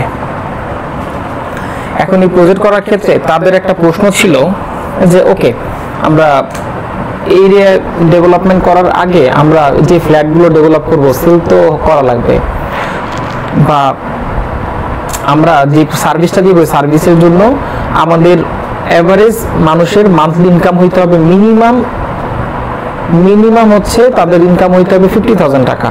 তাহলে আমার এই 50,000 টাকা যদি থাকে তাহলে আমার এখানে এই মানুষগুলো কি করতে আসবে, খাবার দাবার খেতে আসবে, বা আমার এখানে ফ্ল্যাট কিনবে, বা আমি একটা যে কোনো বিজনেস দিই বিজনেসে আসবে। ধরেন আপনি একটা এক্সক্লুসিভ প্রোডাক্ট নিয়ে কাজ করবেন, এখন যেই জোনে যেই এরিয়াতে আপনি দিবেন ওই এরিয়ার মানুষের ডেমোগ্রাফিক্যাল বাইং ক্যাপাসিটি দেখে নিচ্ছেন। এখন আপনি দেখার দরকার হচ্ছে যে মানুষের গড় ইনকাম কত। যদি দেখেন যে না এই এলাকায় ধরেন কেএফসি এমন একটা খাবারের দোকান দিলেন যেটার ভ্যালু অনেক হাই, তো এই হাই ভ্যালুর খাবারগুলো কারা খায়? সাধারণত যাদের ইনকাম মিনিমাম 50 অ্যাভাব তারা সাধারণত খায়, বা তারা তাদের ছেলে মেয়েকে বা তাদের ফ্যামিলির জন্য কিনে নিয়ে যায়। তাহলে এখন এই সবটা দেওয়ার জন্য ইনভেস্টমেন্ট লাগবে অলমোস্ট 1 কোটি টাকা। বা ধরেন এক্সাম্পল একটা নতুন এরিয়া, তার একটা ডিসকাউন্ট পাচ্ছে। এখন management as a data analyst হিসেবে আপনাকে অ্যাসাইনমেন্ট দিল যে ঠিক আছে আপনি বা অপারেশন ম্যানেজার, আপনি ডেটা অ্যানালিস্ট ভুলে যান, আপনি যেই আপনার ডিপার্টমেন্টে আছেন, আপনাকে বললো আপনি একটু দেখেন তো, একটু ফিল্ড স্টাডি করে দেখেন তো এই এরিয়া দেওয়ার দোকান মানে আমাদের দেওয়াটা ঠিক হবে কিনা। তো প্রথম স্টাডিটা আপনি করলেন যে আগে দেখি যে এই এরিয়ার মানুষের বাইং ক্যাপাসিটি কত, মানে তাদের অ্যাভারেজ আর্নিং কেমন, তার উপর ভিত্তি করে যদি আমি দেখি যে না 50 আপ, তাহলে আমি কি করব, তাহলে আমি এখানে এই সবটা দেওয়ার ক্ষেত্রে আমি রিকমেন্ড করব। তাহলে ধরে নিতে পারি যে গড়ে মানুষের ইনকাম যদি 50 আপ, তাহলে তারা অ্যাটলিস্ট পারচেস করবে, আমার এখানে আসবে, আমার যেহেতু এটা হাই এন্ডের প্রোডাক্ট। বা যদি এর কম হয় তাহলে এটা থাকবে না। এখন ওই ভদ্রলোক এই স্ট্যাটিস্টিক্সটা বোঝে না, সে শুধু একটা জিনিসই পারে, সেটা হচ্ছে ইকুয়াল টু অ্যাভারেজ।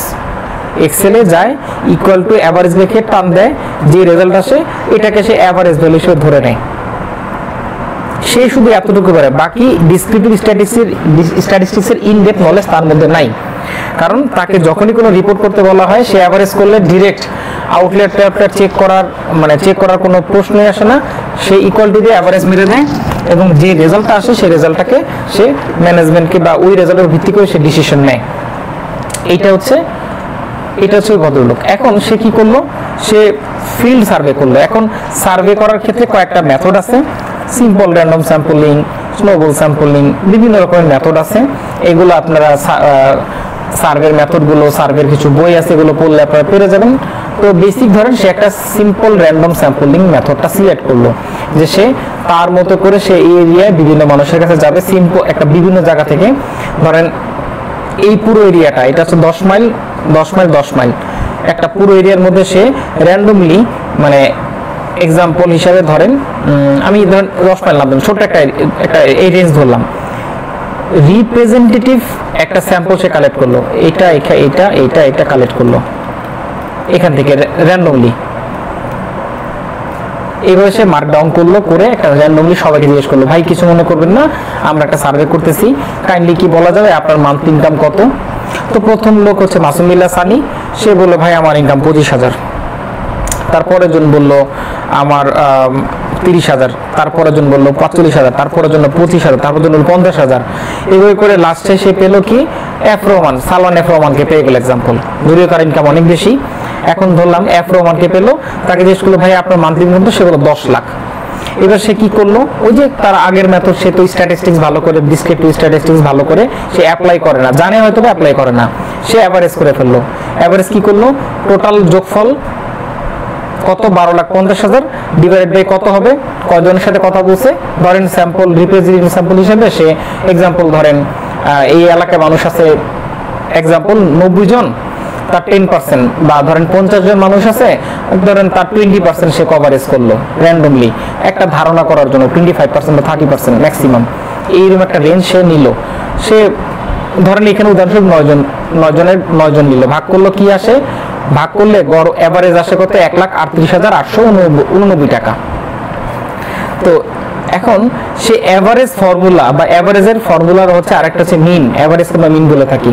তো গড় বা মিন এটার ভ্যালু আসছে 1,38,889 টাকা। এইটা 100% অ্যাকুরেট অ্যান্সার, কোনো ভুল নাই। অ্যাভারেজের ফর্মুলা অনুযায়ী ম্যাথমেটিক অনুযায়ী এটা ঠিক আছে, এই ম্যাথমেটিক্সটা ঠিক আছে, কোনো সমস্যা নেই। এখন সে এইটার উপর ভিত্তি করে সে সিদ্ধান্ত নিল যে ওকে 1,38,000, সো এবারে যদি 1,38,000 হয় তাহলে তো ভালোই, আমার এলাকার মানুষের বাইং ক্যাপাসিটি আছে, সো এইখানে সব দেওয়া যায়। সেই ডিসিশনের ভিত্তি করে সে মোটামুটি লাখ কোটি মানে ধরেন 1 crore ইনভেস্টমেন্ট করে শোরুমটা নিল। কিন্তু এখন দেখা যাচ্ছে যে আসলে তার রেজাল্ট মানে ওরকম সেল হচ্ছে না।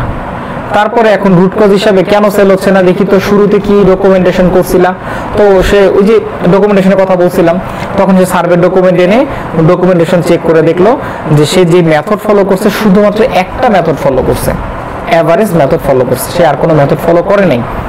যার জন্য যেটা হয়েছে অ্যাভারেজ ঠিক আছে কিন্তু তার এই রেজাল্টও ঠিক আছে, কিন্তু এই সিচুয়েশনে তার এই ডিসিশনটা নেওয়ার ক্ষেত্রে একটা টুলসের উপর ভিত্তি করে নেওয়াটা ভুল, সিদ্ধান্ত নেওয়াটা সঠিক হয় নাই। কারণ সেন্ট্রাল টেন্ডেন্সি মাপার জন্য আমরা 3টা টুল ব্যবহার করে থাকি, 3M ব্যবহার করে থাকি, মিন, মিডিয়ান, মোড। আপনাকে 3টা ইউজ করতে হবে, 3টা ব্যবহার করার পর দেন পাওয়া যাবে। তখন কি করলো, যে অ্যানালিস্ট আসলো সে চেক করে এটাকে আবার কি করলো, মিডিয়ান করলো, যে এই ডেটা সেটটাকে মিডিয়ান করার নিয়মটা কি, আপনি ডেটা সেটটাকে মানে এখানে কিন্তু বড় ছোট নাই, মানে সিঙ্গল অ্যাসেন্ডিং বা ডিসেন্ডিং ওয়েতে সাজা নিল, সে বড় থেকে ছোট অথবা ছোট থেকে বড় যে কোনো একটা ওয়েতে সে সাজালো, সাজানোর পর এই ডেটা সেটের মিডল ভ্যালুটাকে সে নিয়ে নিল। তো মিডল ভ্যালুটা দেখলো কি, এখানে হচ্ছে 9টা ক্যারেক্টার মানে আপনার রেকর্ড আছে, তো তাহলে 9-এর মাঝ বরাবর কত আসতেছে 5, তাহলে 5-এর উপরে 4, এই পাশে 4, সো এটাকে ধরে নিল মিডল ভ্যালু কত 30। তাহলে সে মিন বলতেছে 1,38,000 আর মিডিয়ান বলতেছে 30। এবার সেটাকে কি করলো, মুড করলো, মুড ফাংশনটা ইউজ করে দেখলো যে মুড আসছে কত, মুড আসছে হচ্ছে 25 মেজরিটি। মুড মানে কি, মোস্ট ফ্রিকোয়েন্ট ভ্যালু। ধরেন আমরা প্রতিনিয়ত মুড ফাংশনটা ইউজ করে থাকি বাই ডিফল্ট। কিভাবে, ধরেন আমরা 10 জন আছেন, আপনারা এখন দুপুরে লাঞ্চ করবেন, এখন 10 জনের মধ্যে 7 জন বললো যে আমরা কাচ্চি খাবো আর 3 জন বললো আমরা পিজা খাবো। এখন কোনটা জয়যুক্ত হবে, কাচ্চি না পিজা? কাচ্চি। আচ্ছা, এই যে কিভাবে করলাম, মেজরিটির মতটা নিলাম, রাইট? সো মেজরিটির মত নেওয়ার পর যে রেজাল্ট আসলো ওইটাকে আমরা বলতেছি মুড। স্ট্যাটিস্টিক্স ভাষায় এটাই বলতেছি যে আপনার যে ডেটাটা বারবার রিপিট হবে, মেজরটা রিপিট হবে, ওইটাকে আমরা মুড বলতেছি। সো এখন দেখা গেল কি, দেখেন রেজাল্ট কি আসলো, যে অ্যাভারেজ মানে অ্যাভারেজের 3টা সূত্র, ট্রিপল এম কি বলতেছে, মিন বলতেছে আপনার 1,38,000, মিডিয়ান বলতেছে 30 আর মুড বলতেছে 25। এখন এটাকে যদি একটু আমরা আবার একটা সরল রেখায় আমরা এটাকে একটু ড্র করি, তাহলে আমরা যেটা পাবো, এইটা হচ্ছে 0 থেকে শুরু করছে 10 লাখ পর্যন্ত। তো এখন দেখেন এই ডেটাটাকে আপনি একটা সরল রেখায় দাঁড়া করান, এভারেজ করলে কত আসে, 1,38,000। এই যে 1,38,000 আসলো। ম্যাক্সিমাম ভ্যালু কোনটা, আমার রেঞ্জের ম্যাক্সিমাম ভ্যালু কোনটা, এইটা হচ্ছে ম্যাক্সিমাম ভ্যালু। মিনিমাম ভ্যালু কত, 15,000। এই যে একজনের স্যালারি 15,000, তাহলে এটা হচ্ছে আমার মিনিমাম ভ্যালু। তাহলে এইটা হচ্ছে আমার মিডল পয়েন্ট দেখাচ্ছে, এটা কি এভারেজ, এভিজি। আর আমার মিন বলতেছে, মিন বলতেছে কি 30K, 30,000, আর মোড বলতেছে 25K, এটা হচ্ছে আমার মোড বলতেছে। সো এখন বলেন এই যে ডেটা সেটটার মধ্যে মেজরিটি কোথায়, মেজরিটি ডেটা সেটের উপস্থিতি কোথায়, এই পাশে না এই পাশে?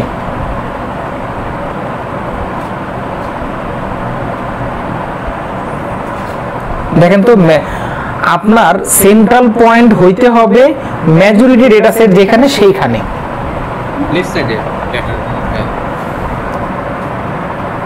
তারপরে লেফট সাইডে আছে। তার মানে দেখেন আমি যদি মেজরিটি হিসাব করি, মেজরিটির হিসাব করলে মেজরিটি ডেটা যেখানে থাকবে ওইখানে যে পয়েন্টটা আপনার আসবে ওই পয়েন্টটাকে আমরা সঠিক সেন্টার পয়েন্ট হিসেবে ধরে নিব। আমি কি বুঝতে পারছি? তাহলে কোন পয়েন্ট এখানে নিব, এভারেজ ভ্যালু নিব না মিডিয়ান নিব না মোড নিব? আমরা মোড এবং মিডিয়ান এই দুইটার মধ্যে তো থাকতে পারি। তাহলে 30-25 মাঝামাঝি ধরে নিলাম 26-27।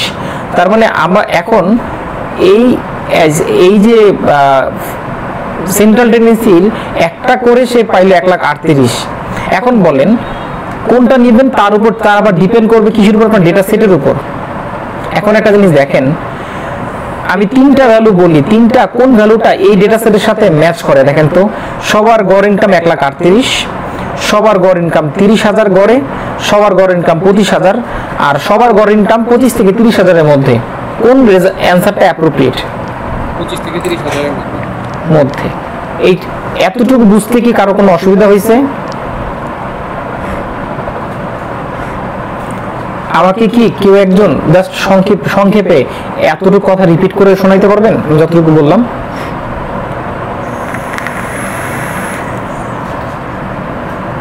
এই ডেটা সেটের মেজরিটি পিপলের স্যালারিটা স্যালারিটা 25 থেকে 30,000 এর মধ্যে থাকতেছে। কারণ হচ্ছে আমি যদি মুভির দিকে তাকাই, 25,000 স্যালারিটা রিপিট আসছে।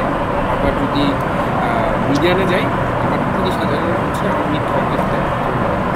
আমি সেই বেসিসে বলতে পারি আমার কাছে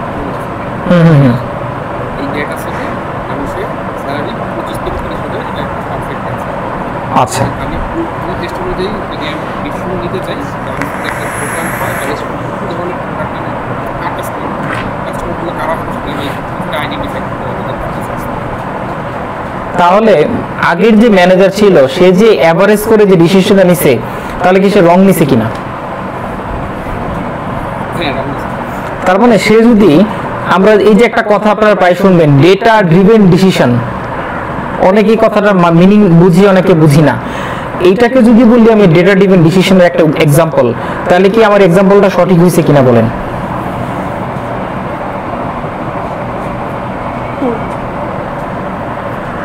তো আমরা তাহলে এতটুকুর মধ্যে কি কি শিখলাম? আমরা শিখলাম হচ্ছে সেন্ট্রাল টেন্ডেন্সি। সেন্ট্রাল টেন্ডেন্সি তিনটা রেজাল্ট দিবে, তিনটাই আমার সঠিক। এই দেখেন তিনটা কিন্তু ভুল না, কিন্তু আমি কোনটা নিব, এই কোনটা নিব এটা ডিপেন্ড করবে আপনার অবজারভেশনের উপর। টেকনিক কি? টেকনিক হচ্ছে মূলত টেকনিকটা হচ্ছে যে মেজরিটি ডেটা সেট,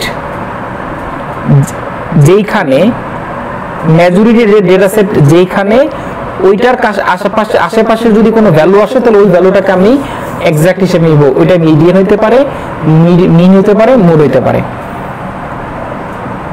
এখন প্রশ্ন হচ্ছে, ডেটার মধ্যে যদি আউটলায়ার থাকে, তাহলে এই মিন মূলত এভারেজ বা মিন প্রভাবিত হয়। এখন এই আউটলায়ার গত ক্লাসে বলছিলাম কি জিনিস, যে এক্সট্রিম ভ্যালু এবং এক্সট্রিম হাই, এক্সট্রিম লো ভ্যালু। এই ডেটা সেটের মধ্যে, এই যে সরল রেখার মধ্যে এক্সট্রিম ভ্যালু কোনটা? মানে 10 লাখ টাকা অথবা 15,000 টাকা, 5,000 বা 15,000 টাকা। হ্যাঁ, 5,000 টাকা। তারপরে এই যে 5,000 টাকা এবং 10 লাখ টাকা, এইটা হচ্ছে কি এক্সট্রিম হাই, এক্সট্রিম লো ভ্যালু। তার মানে এই দুইটাই হচ্ছে আমার জন্য আউটলায়ার। ক্লিয়ার? যেহেতু আউটলায়ার আছে, আউটলায়ার যদি আপনি রিমুভ না করেন, আউটলায়ার রিমুভ না করে যদি আপনি ডিরেক্ট অ্যানালিটিক্সে চলে যান, তাহলে আপনাকে কি রেজাল্ট দিবে? একটা রং অ্যান্সার, রং প্রেডিকশন দিবে। এখন আপনারা একটু হ্যাঁ বলেন।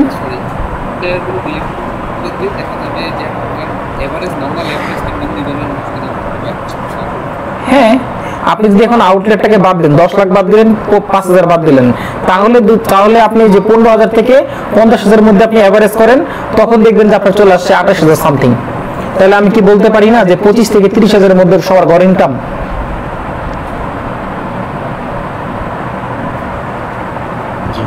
মানে স্ট্যাটিস্টিক্স কখনো আপনাকে 100% অ্যাকুরেট রেজাল্ট দিবে না, কিন্তু 99% অ্যাকুরেসির কাছাকাছি একটা দিবে, যেটা আপনার অবজারভেশন ক্যাপাসিটির উপর ভিত্তি করে বুঝে নিতে হবে।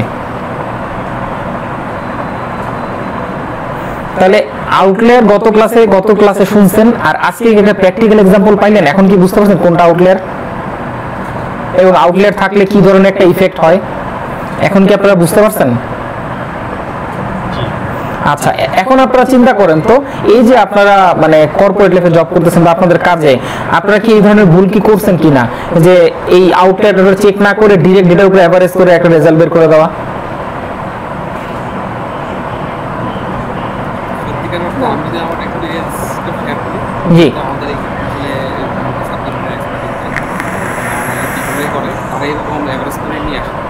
আর কখনো আমি হয়তো চেক করি না যে এখানে এক্সট্রিম ভ্যালুগুলো আছে, প্র্যাকটিস ম্যানেজমেন্ট থেকে বলতে হ্যাঁ এটাই কম নাও এখন যারা করে নলেজটা নাই সেই জন্য সে চেষ্টা করে। এক্স্যাক্টলি। তার মানে দেখেন এই সিম্পল একটা মেথড, এই মেথড ইউজ না করার কারণে অর্গানাইজেশনে কত টাকা লস হলো। আমি শুধুমাত্র একটা এক্সাম্পল দিলাম। এখন আপনারা এইটাকে আপনাদের ফিল্ড অনুযায়ী আপনারা এক্সাম্পল চিন্তা করতে পারেন। কারো মাথায়, হ্যাঁ একটা এক্সাম্পল দিলে ভালো হয়। যেমন আমাদের রিসেন্টলি আমাদের বলা হয়েছিল যে প্রোডাক্ট আমরা সেল সেটাকে অ্যাভারেজ প্রাইস করবো। তো দেখা গেছে যে আমাদের কোর প্রোগ্রাম থাকে সেগুলোর প্রাইস একটা রেঞ্জ টাকা যেগুলোর প্রাইস অনেক বেশি, যেগুলোর সংখ্যা অনেক কম। বাট আমি যদি পুরো অ্যাভারেজ করতে যাই, তো এখন যেহেতু ওই জিনিসটা এখানে প্লেয়ারগুলোকে রিমুভ করতেছি না, তখন দেখা যেত যে আমার অ্যাভারেজ আমাকে অনেক কস্টলি মনে হচ্ছে, রিয়েলিটিতে আমি কস্টলি না। তো এই আউটলেয়ারগুলো রিমুভ না করার কারণে রং একটা মেসেজ সবাইকে আমি ডেলিভার করছি, হ্যাঁ বাংলাদেশের প্রাইস বেশি, ভারতে কম আছে, ইন্ডিয়াতে কম আছে, বাংলাদেশের অ্যাভারেজ প্রাইসটা বেশি। তো এরকম কিছু, যেমন আমাদের জ্যাকেটের প্রোগ্রামগুলোতে, তো আবার ইন্ডিয়ার সত্তরের প্রাইস ইনক্রিজ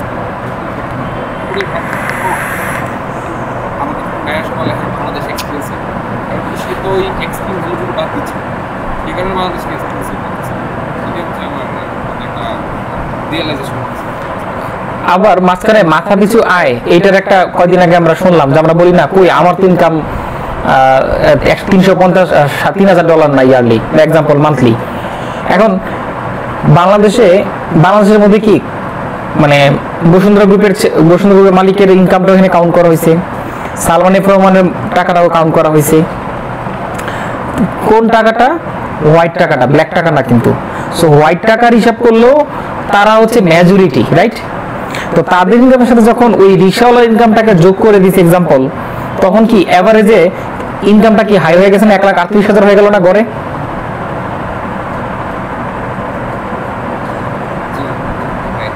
আর জনসংখ্যার পরিমাণটা অনেক বেশি করে সো এই স্ট্যাটিস্টিক্স একটা মিথ। এখন প্রপারলি ইউজ করতে পারলে একটা সঠিক ভ্যালু দিবে, প্রপারলি ইউজ করতে না পারলে একটা ভ্যালু রং দিবে।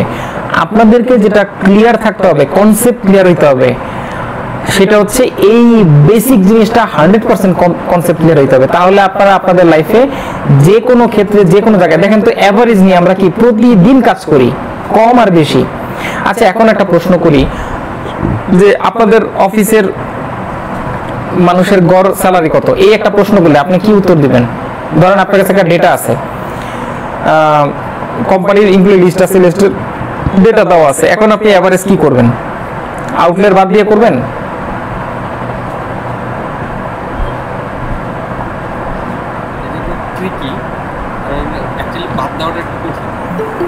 আপনি কি এখন কোম্পানির সিও কি বাদ দিতে পারবেন? সিওর স্যালারি তো এখানে আছে, রাইট? সেও তো কোম্পানির পার্ট, বাদ দেওয়া যাবে না। তাইলে এখানে একটা কি করতে হবে আমাদের? এইখানে আমাদের যে কাজটা করতে হবে, এইখানে আমরা প্রথমে মিডিয়ান করব। মিডিয়ান ভ্যালুটা বললো যে আমাদের কোম্পানির এভারেজ স্যালারি হচ্ছে মিডিয়ান ভ্যালু 30,000, বুঝেন? হ্যাঁ, এভারেজ করলে কিন্তু আসলে এই রেজাল্টটা এইখানে আমরা গ্রুপিং আছে। ধরেন আমরা কি করব তখন? গ্রুপ ওয়াইজ এভারেজ করব। কিভাবে এভারেজ করব? যে আমরা বলবো যে এক্সিকিউটিভ লেভেলে আমাদের এভারেজ স্যালারি এত, আমাদের নন এক্সিকিউটিভ লেভেলে এভারেজ স্যালারি এত, আমাদের ম্যানেজার লেভেলে এভারেজ স্যালারি এত। আমাদের ধরেন example trainee, management trainee hire করলো। এখন ম্যানেজমেন্ট ট্রেনি হায়ার করার ক্ষেত্রে এইচআর এর পলিসি হচ্ছে স্টার্টিং ফ্রম 20,000 আর ম্যাক্সিমাম 30,000। এখন কিছু একজন ধরেন মালিকের ভাগনা জয়েন করছে, কোম্পানির এইচআর পলিসিতে তাকে দিতে হচ্ছে, কিন্তু তাকে কত দিল? 30,000 দিল। এখন সে কিন্তু ম্যানেজমেন্ট ট্রেনি। তাহলে এখন মেজরিটি হচ্ছে ধরেন 20-25-এর মধ্যে 18-20-25-এর মধ্যে আর একজনের 30, ওটাকে অ্যাভারেজ করলে দেখবেন 26,000 সামথিং আসবে, অথবা এটা মিডিয়ান করলে দেখবেন 25-26 আসবে। তখন আমরা বলতে পারি আমাদের কোম্পানিতে মূলত 4টা গ্রেড আছে।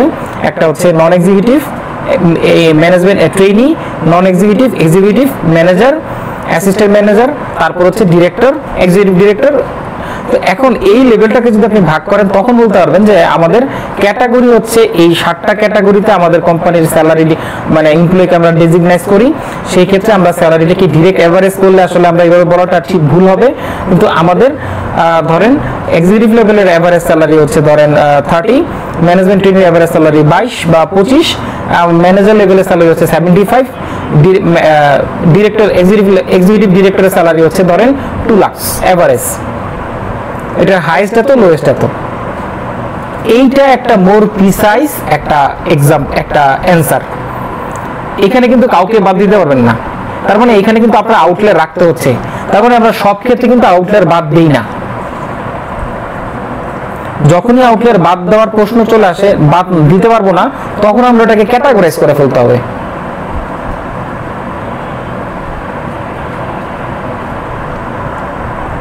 আমি কি আপনাদেরকে বুঝাতে পারছি? ওকে, এইবার আসেন নরমালাইজেশনের একটা টেকনিক বলছিলাম না, ওই যে একটু আগে কি বলছিলাম, বেল কার্ভ থাকলে বুঝতে হবে নরমাল।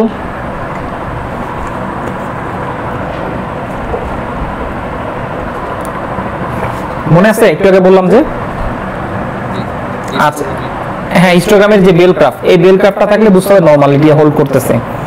এই নরমালিটির মানে হচ্ছে আপনি একটা ডেটা সেট পেলেন, পাওয়ার পর এটাকে 3টা পোর্শনে ভাগ করবেন, মিন, মিডিয়ান, মোড করে ফেলবেন সরাসরি।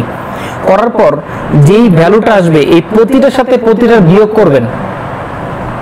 মিডের সাথে প্রথমে ধরেন আপনি 25,000 থেকে 30,000 বিয়োগ করলেন, কত আসলো? 5,000। আচ্ছা, আবার 25,000 থেকে 1,38,000 বিয়োগ করেন, আসলো কত? 1,02,000, 7,000 8,000 মতো। আচ্ছা, তারপরে আবার 30,000 থেকে আর বিয়ে করেন, মাইনাস করেন 1,38,000 কে, দেখবেন 1,08,000 টাকা আসতেছে। তার মানে কোনটার ভ্যালু জিরোর কাছাকাছি? 5,000 আর 1,08,000। তার মানে যেটার সাথে বিয়োগ করার পর জিরোর কাছাকাছি আসছে ওই ভ্যালুটা আমার নিতে হবে। এটা চারটা টেকনিক। এটাকে আমি বাংলা স্টাইল বলে থাকি আর কি, মানে আমি ইউজ করি আর কি, কাজে লাগে জিনিসটা।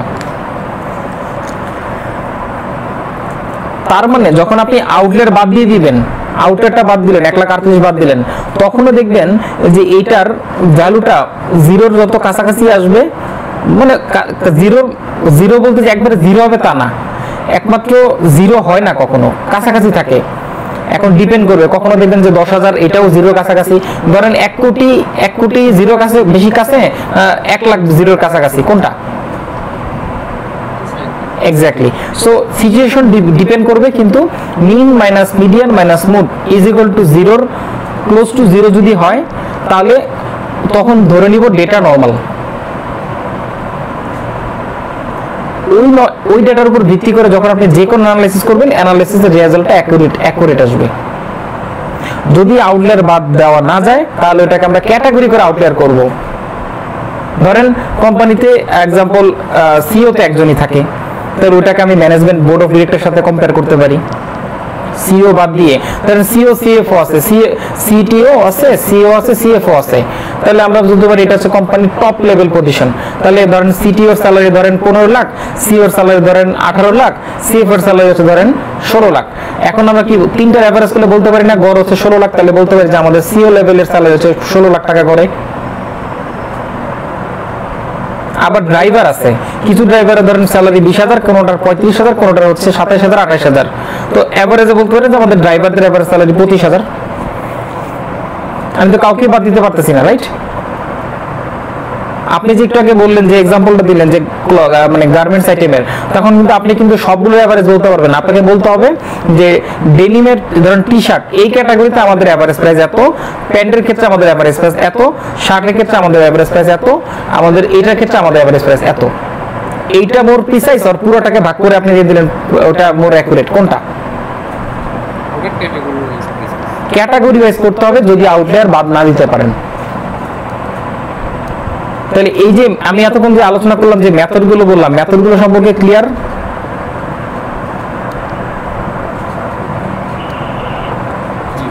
ওকে, এইবার চলে আসি বক্স প্লট। বক্স প্লট কি জিনিস? এই যে একটু আগে যেটা আলোচনা করলাম, এই যে একটা দাগ দেখতে, এটা একটা বক্স মানে এটার বাইরে দেখবেন একটা দাগ দেওয়া আছে ইওর হলুদ কালারের, ব্লু সরি এটা কি কালার, এটা হলুদ সরি হলুদ না, এটা কি কালার বলে আমি কালারটা ভুলে গেছি, এটা অরেঞ্জ কালার। আচ্ছা, অরেঞ্জ কালারের এখানে দুটো অরেঞ্জ কালার আছে, এইখানে দুটো অরেঞ্জ কালার আছে। হ্যাঁ, তো এই যে দুটা ডট দেওয়া আছে, চারটা ডট আছে, এই ডটগুলো হচ্ছে আউটলায়ার। আপনি যখন আপনার ডেটাটাকে বক্স প্লটে কনভার্ট করে ফেলবেন নিয়েই সরাসরি, তখন আউটলায়ার বের হয়ে যাবে। এই বক্স প্লট দিয়ে আউটলায়ার বের হয়। তাহলে আউটলায়ার বের হওয়ার মধ্যে আমরা মানে বের করার কতগুলো টেকনিক শিখলাম, একজন বলেন তো?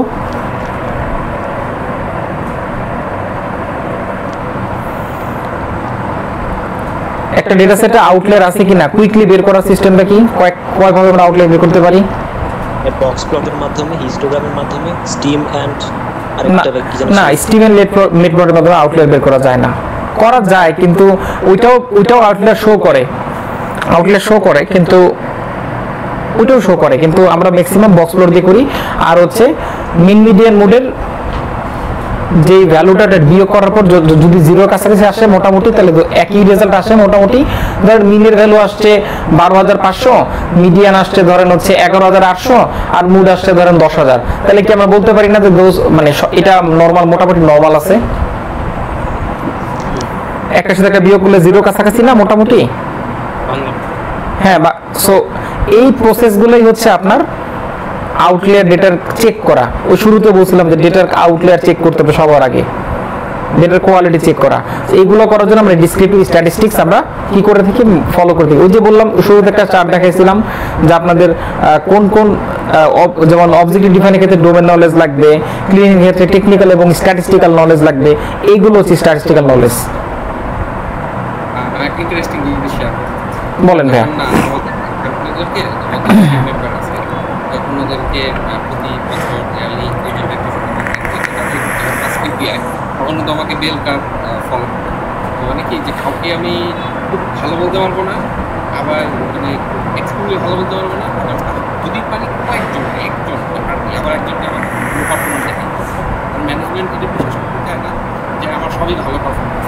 এরকম যে আপনার এই ডিস্ট্রিবিউশনটা দেখতে, এই ডিস্ট্রিবিউশনের মধ্যে তারা যে আমি মানে মিডিয়াম রেজাল্ট করছি মেজরিটি, দুইজন একজন ভালো আর একজন ভালো। আরেকটা এক্সাম্পল দেখেন, আমি ধরেন একটা উইকে আমি কত ঘন্টা মানে কতদিন পড়াশোনা করছি, এটার একটা এক্সাম্পল আর কি। যেমন প্রথম দিন 9 ঘন্টা, পরের দিন 9 ঘন্টা, পরের দিন 9 ঘন্টা, তারপরে 10, 14, 15, 18, 19, 20। তো এইটার আমরা যদি মিডিয়ান করি, এটা যদি মিন করি, অ্যাভারেজ কত? 13 ঘন্টা। মোট কত? 9 ঘন্টা। ম্যাক্সিমাম 9 ঘন্টা পড়াশোনা করছি। এটা মিডিয়ান কত? 12 ঘন্টা। আর রেঞ্জ কত? লার্জেস্ট স্মলেস্ট কত? 11 ঘন্টা। তাহলে আমার পড়াশোনার যে পড়াশোনা করছি, আমার এই পড়াশোনার রেঞ্জ কত আছে? 11 ঘন্টার হচ্ছে আমার রেঞ্জ। আশা করি একটা যতগুলো এক্সাম্পল দিলাম আপনারা এই যে এক্সাম্পলটা ধরতে পারছেন। এখন চলে আসি ডিসপারশন। আপনারা একটু এক্সাম্পলটাকে একটু পড়েন।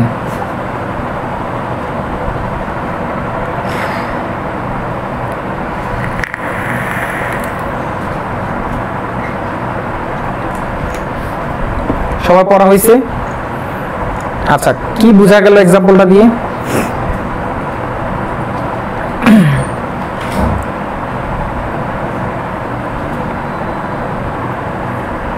কে একজন বলেন।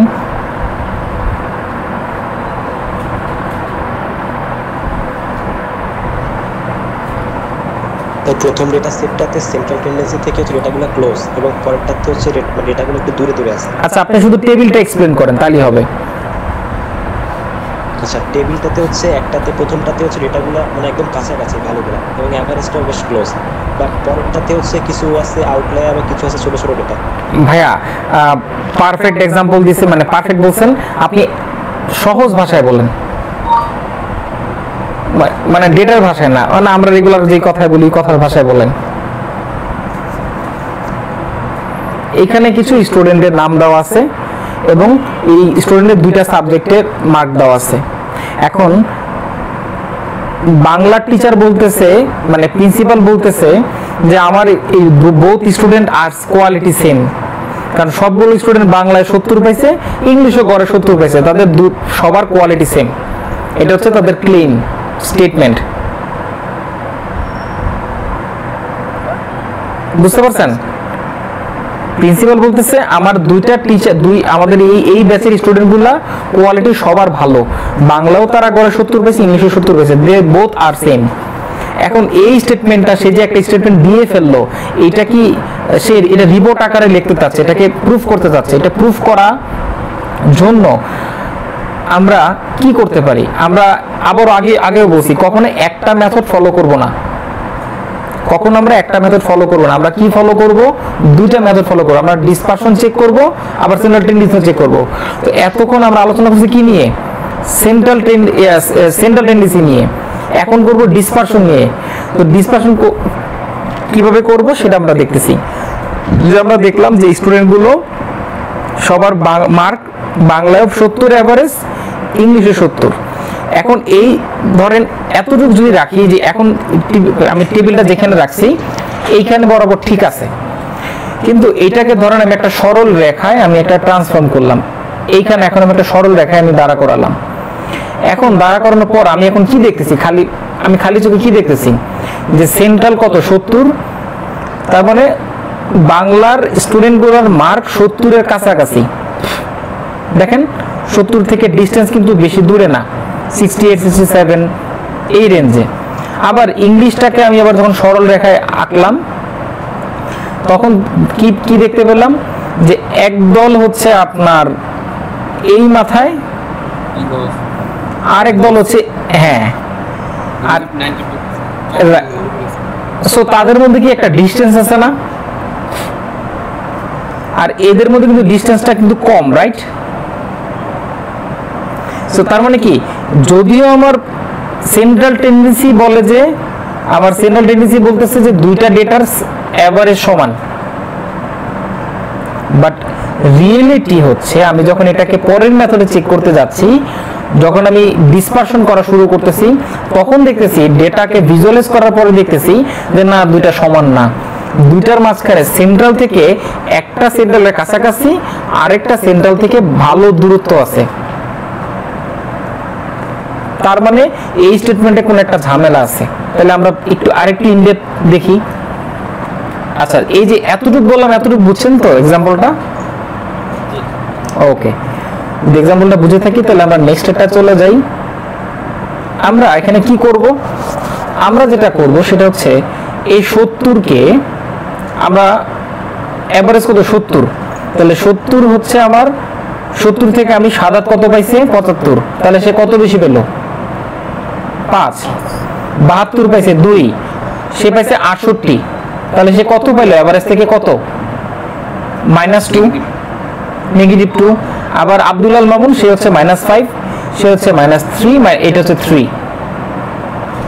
তাহলে আমি ধরেন এইটাকে যদি এখন এভারেজ করি, এই মাইনাস সহ, তাহলে 0 আসবে। মাইনাস এভারেজ করলে ভ্যালু 0 আসবে। আমি ইমাজিন করলাম, আমি 0 সব বাদ দিয়ে দিলাম, এটা আমার একটা সলিড ভ্যালু।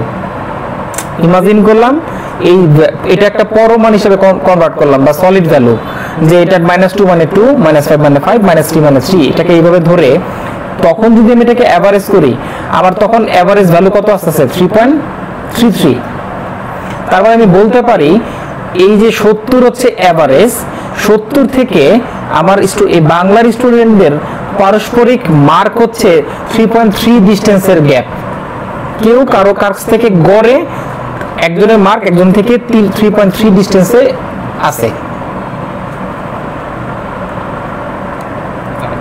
ওকে, এইবার আমরা চলে আসছি হচ্ছে ইংলিশে। ইংলিশে সে পাইছে 93, সে 23 বেশি পাইছে, 26 পাইছে, 27 বেশি পাইছে, 23। এটা হচ্ছে -19 হবে, সরি মাইনাস লিখতে ভুলে গেছি, -20 -23 -27, ঠিক আছে। আর এটা হচ্ছে +20।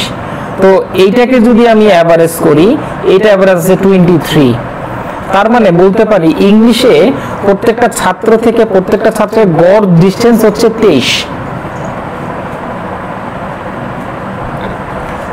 তার মানে ডেটার এই মেজারমেন্ট অফ ডিসপারশন আমার ডেটার কোয়ালিটিটাকে এখন তুলে ধরলো। মেজারমেন্ট অফ ডিসপারশন আমার ডেটার কোয়ালিটিটাকে তুলে ধরলো। এটা আমরা বুঝতে পারছি তো? আচ্ছা, এই যে আমি যে এই কাজটা করলাম, এইটাকে আমরা বলতেছি মিন অ্যাবসলিউট ডেভিয়েশন। মানে মিন থেকে প্রত্যেকটা ডেটার দূরত্ব কতটুকু, অ্যাবসলিউট ভ্যালু যদি ধরে নেই। এই যে অ্যাবসলিউট ভ্যালু মানে পরম মান, মানে আমরা যে এক্সেল একটা ফাংশন আছে নাম হচ্ছে এবিএস, আপনারা ফাংশনটা পাবেন, যে কোনো নাম্বার আগে এবিএস লিখলে ওইটা প্লাস মাইনাস যাই থাকবে কেন সবসময় প্লাস পজিটিভ ভ্যালুটাই ধরে। তো আমরা অনেক সময় ক্যালকুলেশন করার ক্ষেত্রে এবিএসটা দিয়ে করি, কারণ অনেক সময় নেগেটিভ ভ্যালু থাকে। তো সেই ক্ষেত্রে আমরা যে মানটা পেলাম, এটা কি পেলাম আবারও বলতেছি, একটা পেলাম হচ্ছে গড় থেকে তাদের পারস্পরিক দূরত্ব হচ্ছে 3.3, আর এইখানে গড় থেকে তাদের পারস্পরিক দূরত্ব হচ্ছে 23। এটাকে বলতেছি আমরা মিন অ্যাবসলিউট ডেভিয়েশন। এতটুকু ক্লিয়ার সবাই? আচ্ছা, তারপরে আমরা চলে যাই হচ্ছে এখন আমি আমার মতো করে আমি হুট করে কি করলাম, একটা নাম্বার বাদ দিয়ে দিলাম, মাইনাসকে প্লাস করে দিলাম। এটা তো আসলে ম্যাথমেটিক্যালি রাইট না।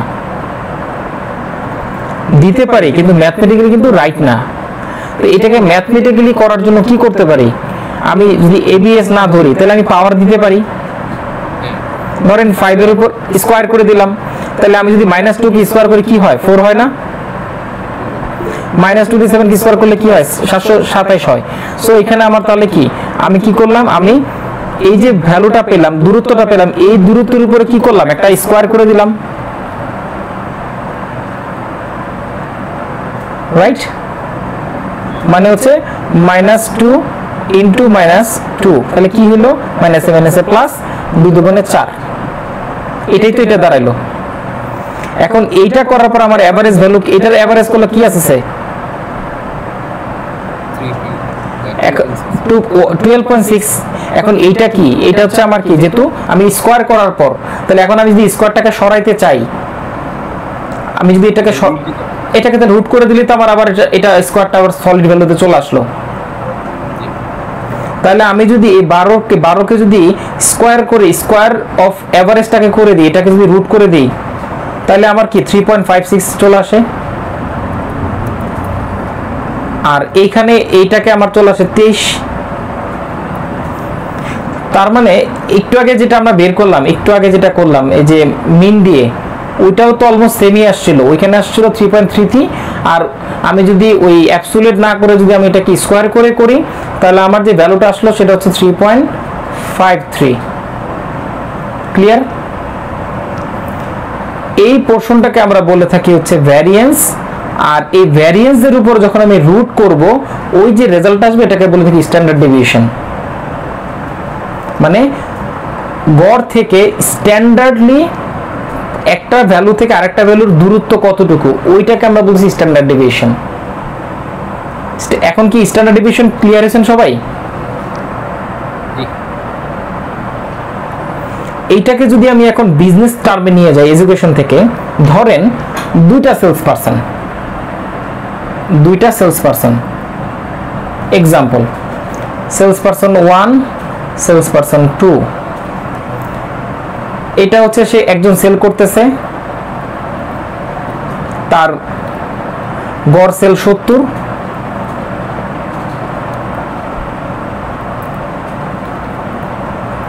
তারও গড় 70, মিস্টার এ মিস্টার বি। এখন কোম্পানি ডিসাইড করতে, কোম্পানিকে বলা হয়েছে ডিসাইড, আপনাকে বলা হয়েছে ডিসাইড করার জন্য আমাকে টপ মানে টপকে তাকে বের করে দাও। এখন আপনি যখন অ্যাভারেজ করলেন, আপনি মিন করলেন, মিডিয়ান করলেন, যাই করলেন 70 আসলো।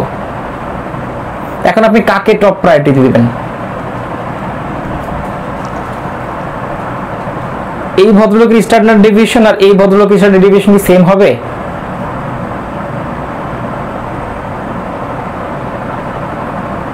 এটা হচ্ছে বাংলার মার্ক, একটু আগে যেটা বললাম এটা হচ্ছে ইংলিশের মার্ক। তার মানে এইটার মার্কটা কি সেম মানে সেম হবে?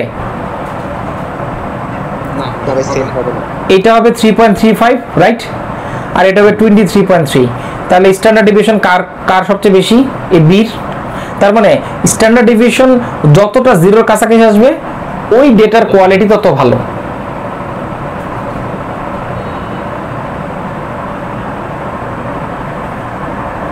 এখন একজনের এভারেজ সেল কম, মানে এটা তখন ইউজ করব যখন এভারেজের মানের দিক দিয়ে যখন দুইটা ডেটা পয়েন্টের বা দুইটার সেলস পারসনের সেম রেজাল্ট আসছে, কিন্তু এরপরে কনফিউশন হয়েছে কাকে আমি সিলেক্ট করব।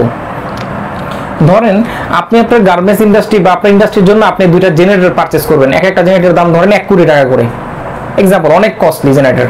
এখন আপনি একটা হচ্ছে দুইটাই জাপানি কোম্পানি, ধরেন একটা মিৎসুবিশি, একটা ধরেন ইস্যুজের। এখন আপনি এক্সাম্পল চিন্তা করতেছেন কোনটা নেবেন। এখন আপনাকে আরো কিছু প্যারামিটার চেক করতে হবে, কোনটার স্ট্যান্ডার্ড ডেভিয়েশন মান সবচেয়ে কম আসে ওইটি তো পারচেস করবেন, রাইট? 0.1ও যদি কম আসে তাহলে ওইটাই আপনি নিতে হবে।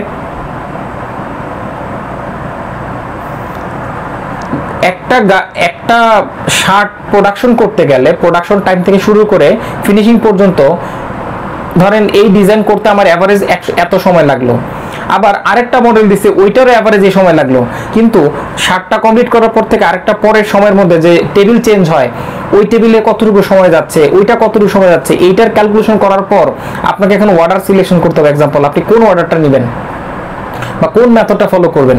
এক্সাম্পল, আপনি দেখতেছেন যে আমি যদি এই প্রোডাকশনটা একটা শার্ট, এক্সাম্পল আমি এই মেশিন দিয়ে এইভাবে করে করি তাহলে আমার আধা ঘন্টা লাগতেছে একটা শার্ট কমপ্লিট করতে প্রোডাকশন লাইনে। আর যদি আমি এই মেশিন দিয়ে এভাবে করে করি, এইভাবে টিম সেট করে করি, তাহলে আমার এখানেও আধা ঘন্টা লাগতেছে। বাট কোনটা করলে আমার কাজের স্মুথনেস ভালো হবে এইটা কেমনে বুঝবেন? তখন প্রোডাকশন লাইন তো ডেফিনেটলি একটা ধাপে হয় না, ধরেন 7টা 8টা ধাপে হয়, রাইট? 7টা 8টা প্রসেস চেইন ফলো করে হয়। তাহলে আপনার তখন চেইন টু চেইন আপনার কি করতে হবে? টাইমের ইন্টারভাল ঠিক করতে হবে, মেজারমেন্ট ক্যালকুলেট করতে হবে, এবং ওইটার ডিসটেন্সটা এক্সেল ওঠার পরে স্ট্যান্ডার্ড ডেভিয়েশন করতে হবে। যেইটার মান আপনার জিরোর কাছাকাছি আসবে আপনার ওই মেথডটা আপনার জন্য অ্যাপ্লিকেবল, ওই মেথডটা দিয়ে এমপ্লয়ি কাজ করলে কমফোর্টলি কাজ করতে হবে এবং প্রোডাকশন রেশিও ভালো হবে। আচ্ছা, একটু কোঅর্ডিনেট করা গেছে, কারণ দেখা গেছে মেশিনে যখন লেআউট কোনো জায়গায় দুইটা মেশিন ইউজ করা হয়, একটা মেশিন তখন দেখবো যে আমার অ্যাভারেজ স্পেসটা বেশি, যেই প্রসেস আমার সময়টা সেটাকে আরও এক্সপেক্টেড করতে হবে, কাছাকাছি। তো ধরেন আপনি দুইটা এই প্রোডাকশনটা রান করার জন্য আপনি দুইটা মেথড চিন্তা করতেছেন, ইঞ্জিনিয়ারিং ক্ষেত্রে চিন্তা করেন, তখন আপনি ম্যানেজমেন্টকে প্রপোজাল দেওয়ার ক্ষেত্রে কোনটাকে দিবেন? ম্যানেজমেন্ট বলতেছে বিতে যাও এক্সাম্পল, আর আপনি বলতেছেন না বিতে যাওয়া যাবে না, কেন? ম্যানেজমেন্ট বলতেছে দুইটাই তো আধা ঘন্টা লাগে, আমি বলছেন না দুইটা আধা ঘন্টা লাগলেও স্ট্যান্ডার্ড ডেভিয়েশন বলতেছে মানে স্ট্যাটিস্টিক্স বলে, ম্যাথমেটিক্স বলে যে আমার এই নাম্বারটা নেওয়া উচিত, কারণ দুইটার মধ্যে ইন্টারভাল ডিস্টেন্স কোয়ালিটির একটা গ্যাপ সেম আছে, এতে এমপ্লয়ি হ্যাজার্ডনেস, এমপ্লয়ের পেশেন্ট, কাজের কোয়ালিটি স্মুথ হবে। বুঝতে পারছি? আবার কেউ বেশি কাজ করতেছে, কেউ কম কাজ করতেছে, এরকম মাইন্ডসেট অনেক ইয়ে হয়, যখন একটা ইন্ডাস্ট্রিয়াল অপারেশনে হয় তো বেশি কাজ করা থেকে ইকুইভ্যালেন্স করি আস্তে আস্তে দেখবেন যে এই প্রসেসে আপনি সেম প্রসেস দেখবেন যে এই জায়গায় এসে লোডটা বেশি পড়ে যাচ্ছে, তখন এই জায়গার এমপ্লয়ি কাজ করতে যাবে না, তাদের কাজের কোয়ালিটি নষ্ট হচ্ছে। দেখবেন দেখা যাচ্ছে বুতামে একটা ডিফেক্ট চলে আসছে, স্টিং এ একটা ডিফেক্ট চলে আসছে, এক্সাম্পল। বাট এই প্রসেসে দেখা যায় কি এসি কিছু লোকের এসিতে আছে, কিছু লোক নন এসিতে কাজ করতেছে, এতেই অনেক ধরনের প্রবলেম হয়। হ্যাঁ, রাইট রাইট রাইট। আবার আপনি চিন্তা করেন এবার আমরা চলে আসি একটু এইচআর এর ক্ষেত্রে। আমরা তো একটা মার্কেটিং এক্সাম্পল দিলাম, আমরা একটা প্রোডাকশন লেভেলিং এক্সাম্পল দিলাম, আমরা একটা এখন দেখেন এক্সাম্পল ধরেন আপনারা যারা সাপ্লাই চেনে যারা আছি, আমরা সাপ্লাই চেনের ক্ষেত্রে কেউ কি আসি সাপ্লাই চেনে এখানে? আচ্ছা ধরে নিলাম নাই। ধরেন সাপ্লাই চেনে আপনি একটা প্রোডাক্ট বাংলাদেশে আনবেন, ওইটার ডিস্টেন্স ক্যালকুলেশন করে দেখতেছেন যে আপনি যদি ম্যাথ এই সাপ্লাই এই মানে এজেন্সিকে দেন, সিএনএফকে দেন, তাহলে সে এই প্রোডাক্টটা এই রুট দিয়ে আনবে আর এটা এই রুট দিয়ে আনবে।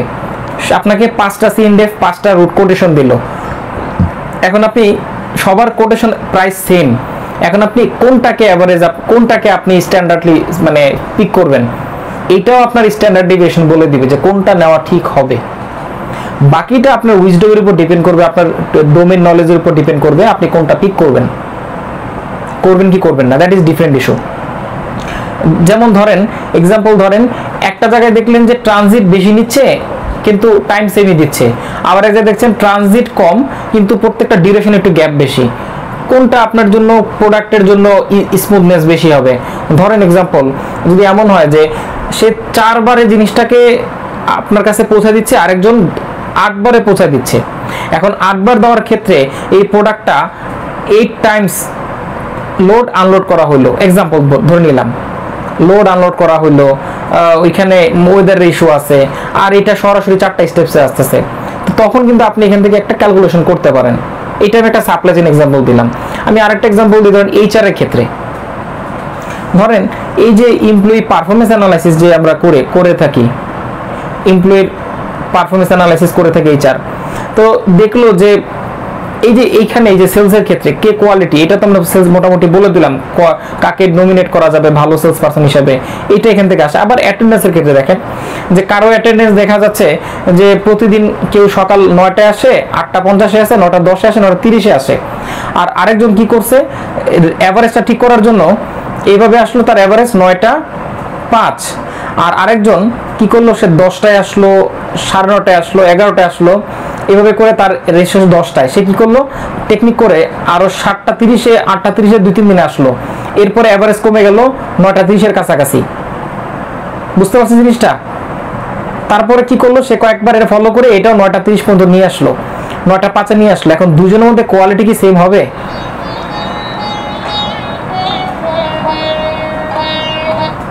আমার কথা কি বুঝতে পারছেন? দুটার কোয়ালিটি কি সেম হবে? স্ট্যান্ডার্ড ডেভিয়েশন বলে দিবে যে এই লোকটার ডেভিয়েশন কম, এই লোকটার ডেভিয়েশন বেশি, তার মানে এই হচ্ছে মোর কোয়ালিটিফুল। আপনি এবার চলে আসেন ফাইন্যান্স অ্যাকাউন্টিং ক্ষেত্রে। ফাইন্যান্স অ্যাকাউন্টে কেউ আছেন? আচ্ছা ধরেন ফাইন্যান্স অ্যাকাউন্টের ক্ষেত্রে ধরেন আসি, আপনার এক্সিস্টিং কাস্টমার আছে বা আপনার এক্সিস্টিং কাস্টমার আছে ধরেন এক্সাম্পল 1000, এখান থেকে বলা হলো যে আমাকে টপ 20% কাস্টমার বের করে দাও যারা যারা আমাদের জন্য লয়াল। এখন লয়াল কিভাবে বুঝবো? ধরেন আপনি এক্সাম্পল আপনি কাস্টমারকে বিল করতেছেন জানুয়ারি মাসের 1 তারিখে কাস্টমারকে ইনভয়েস পাঠাইলেন, এই কাস্টমারটা আপনার 15 তারিখে ইনভয়েস পেমেন্ট করে দিল। আরেকটা কাস্টমারকে ইনভয়েস দিলেন, সে কি করলো 60 দিন পরে যে ইনভয়েসটা পেমেন্ট করলো। আরেকটা কাস্টমার কি করলো 45 দিন পরে যে করলো। এখন এটাকে যদি 0 ধরেন তবে এটা কি আমার ডিসটেন্সটা ডেট বেড়ে যাচ্ছে না? এখন একটা কাস্টমার দেখতেছেন সে তাকে 12টা ইনভয়েস করা হয়েছে, সে 12টাই মোটামুটি গড়ে 15 দিন 12 দিন নিচে, আর সে নিচে গড়ে 45 দিন, সে নিচে 60 দিন। কোম্পানির ক্যাশ ফ্লো হিসাব করলে কোন কাস্টমারটা আপনার জন্য মোর পটেনশিয়াল, যার স্ট্যান্ডার্ড ডেভিয়েশন কম আসবে?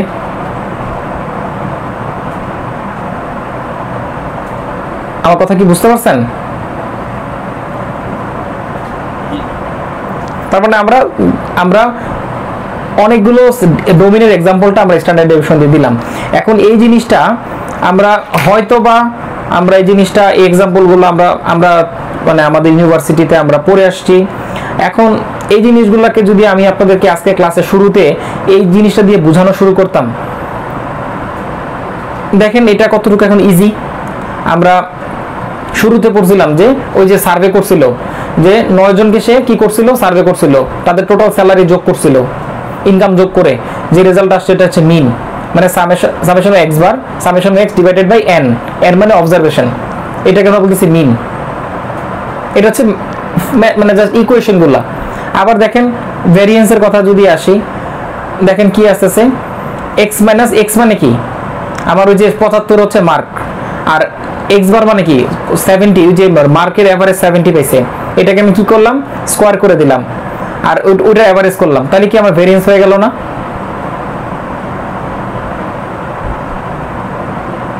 বুঝছেন তো জিনিসটা? একটু আগে যেটা আমরা আলোচনা করলাম,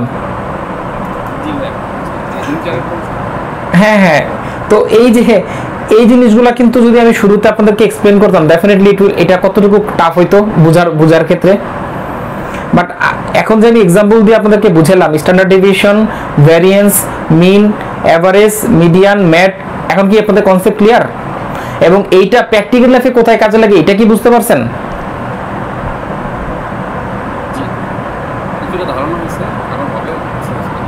আচ্ছা, তো এই ছিল আজকে আমাদের এখানে ক্লাস। আমরা মোটামুটি আজকে গত ক্লাসে আমরা বেসিক থিওরিটিক্যাল পড়াশোনা করছি কি নিয়ে, যে অ্যানালিটিক্যাল মেথড কিভাবে আমরা করি। আজকে আমরা ওইটাকে আবার রিভাইজ করছি, তারপরে আমরা দেখাইছি হচ্ছে ডিসক্রিপটিভ স্ট্যাটিস্টিক্সের আমরা এই যে পোর্শনটা দেখাইছি। আপনাদেরকে পরবর্তী ক্লাসে আমার পোর্শনে না, সাকিব ভাই অথবা আমাদের অন্য মেন্টর ওনারা যারা আছেন, ওনারা আপনাদেরকে ইনফারেন্সিয়াল স্ট্যাটিস্টিক্সটা ওনারা ইন ব্রিফ আলোচনা করবে, তখন এটা আপনাদের আরো ক্লিয়ার হয়ে যাবে। সো আমার থিওরিটিক্যাল পার্ট এখানে শেষ। নেক্সট ক্লাস থেকে আমরা এক্সেলে, সলিড এক্সেলের এবং গুগল শিটে আমরা জাম্প করব। তো আজকের ক্লাস, হ্যাঁ না এক্সেলের উপর না, 2 নাম্বার ক্লাস ডিসক্রিপটিভ স্ট্যাটিস্টিক্সের উপর। হ্যাঁ লিখে দেন এক্সেল, বা এখানে কি এক্সেল ছাড়া কি অপশন আছে দেওয়ার? তাহলে এক্সেল স্ট্যাট দিয়ে, হ্যাঁ স্ট্যাট দিয়ে রাখেন 2 নাম্বার ক্লাস। তো এইটা কেন লাগবে? কজ আমরা যখন এক্সেল অ্যানালাইসিস করব আমাদের এই জিনিসগুলো লাগবে কিনা এখন বলেন, প্রপারলি অ্যানালাইসিস করতে গেলে এক্সেল দিয়ে। আমরা তো এক্সেলই শিখতেছি আপাতত, এক্সেল দিয়ে তো করব মেজরিটি, আমরা যারা কাজ করি মেজরিটি এক্সেল দিয়ে রেগুলার ডে টু ডে লাইফে কাজ করি। সো তখন যাতে আমরা প্রপারলি এই ম্যাথমেটিক্যাল ক্যালকুলেশন দিয়ে কাজগুলো করতে পারি, ওই জন্য এই জিনিসটা আমি আপনাদেরকে দেখাইলাম। নাহলে আমি নেক্সটের সামনে ফার্দার আগেলে আপনাদের ক্যালকুলেশনে ভুল আসবে। আচ্ছা হ্যাঁ জি ভাই বলেন। আমার একটা কোশ্চেন ছিল। জি ভাই বলেন। যে সম্পূর্ণ উদাহরণ কিন্তু স্ট্যান্ডার্ড ডেভিয়েশনের সাথে রিলেট করতে পারলাম, স্ট্যান্ডার্ড ডেভিয়েশন যেটা কম হবে সেটা সিলেক্ট করা, সেই অপশনটা সিলেক্ট করা ভালো হবে। আমি যে সাপ্লাই চেনের অপশনটা আপনি যদি ট্রান্সফারটা করতে পারেন, এই জায়গাটাতে আমার মনে হচ্ছে যে আমার কাছে মনে হচ্ছে যে যার স্ট্যান্ডার্ড ডেভিয়েশন বেশি হবে সেটাই আমার কোনো সুযোগের মধ্যে নয়, কারণ সেক্ষেত্রে তো আমার ট্রানজিট এক জায়গায় হচ্ছে। আর আমি জাস্ট জানতে চাচ্ছি যে এটা কি সবসময় আমার রুলস এটা স্ট্যান্ডার্ড ডেভিয়েশন যেটা কম ওটাই আমার জন্য বেস্ট? না না না না না না না, আমি আপনার সাথে একমত। আমার ডোমেন নলেজ এবং সিচুয়েশন বলে দিবে কোন কোন ক্ষেত্রে স্ট্যান্ডার্ড ডেভিয়েশন হচ্ছে ওইটা যেটা কম আসবে, এটা ভালো না, আমি অপোজিট নিতে পারি। কিন্তু স্ট্যান্ডার্ড ডেভিয়েশনটা আমাকে আইডেন্টিফাই করে দেয় আমি কোনটা নিব, এক্সট্রিম মানে এক্সট্রিম মানটা নিব না নিব না। মানে এই মানে ওই একটা জিনিস দেখেন, ওই যে বাংলার ইংলিশে এক্সাম্পল যেটা দিলাম, এখন সবগুলো সাবজেক্টে গড় রেজাল্ট সেম হইলে এখন কোন সাবজেক্টে আপনার স্টুডেন্টদেরকে মোর ফোকাস দেওয়া উচিত? এখন টিচার মানে প্রিন্সিপাল বা টিচার সে কিভাবে বুঝবে যে আমার স্টুডেন্টদের কোন সাবজেক্টে ফোকাস বেশি দেওয়া উচিত? এখন স্ট্যান্ডার্ড ডেভিয়েশন যেটার কম বেশি ওটার উপর ফোকাস দেওয়া উচিত না?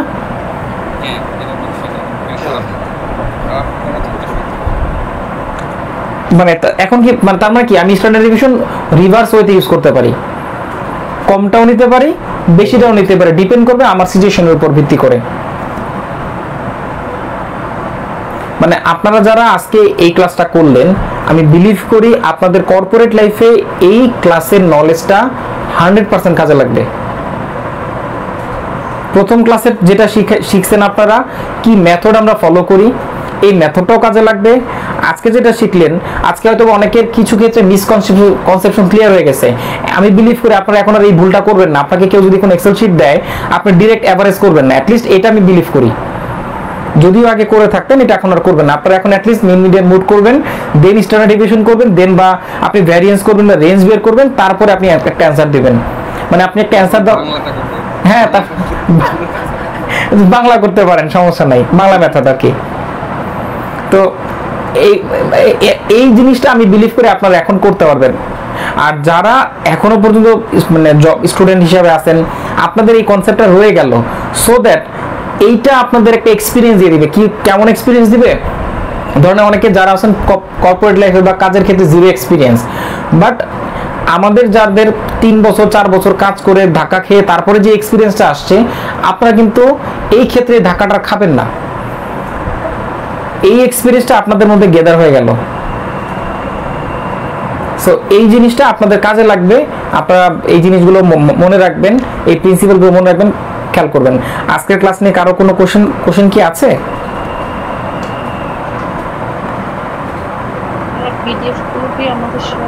আমি পিডিএফ গুলো ভাই ক্লাসরুমে এই আপনাদের গুগল ক্লাসরুমে আপডেট করে দিব।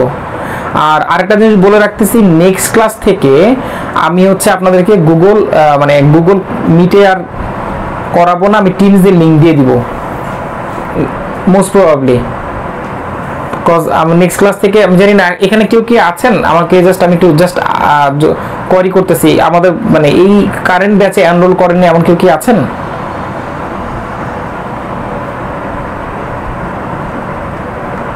সবাই তো এনরোল করেছি, রাইট?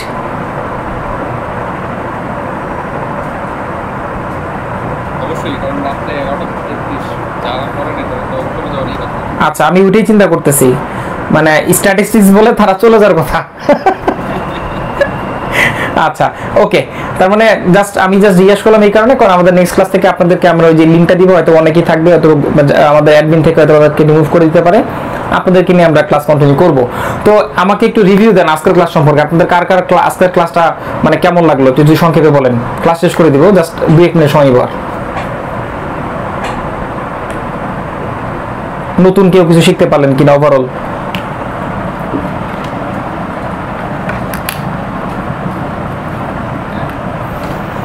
বা আরেকটা কোশ্চেন করতে পারি, যে এক্সপেকটেশন নিয়ে আপনারা আসছেন, আপনাদের মধ্যে কি মনে হচ্ছে 2টা ক্লাস করার পর কি মনে হচ্ছে, মিট হওয়ার পসিবিলিটি আছে কিনা বা হচ্ছে কিনা?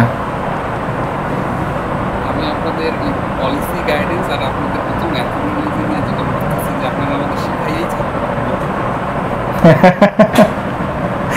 আচ্ছা আচ্ছা,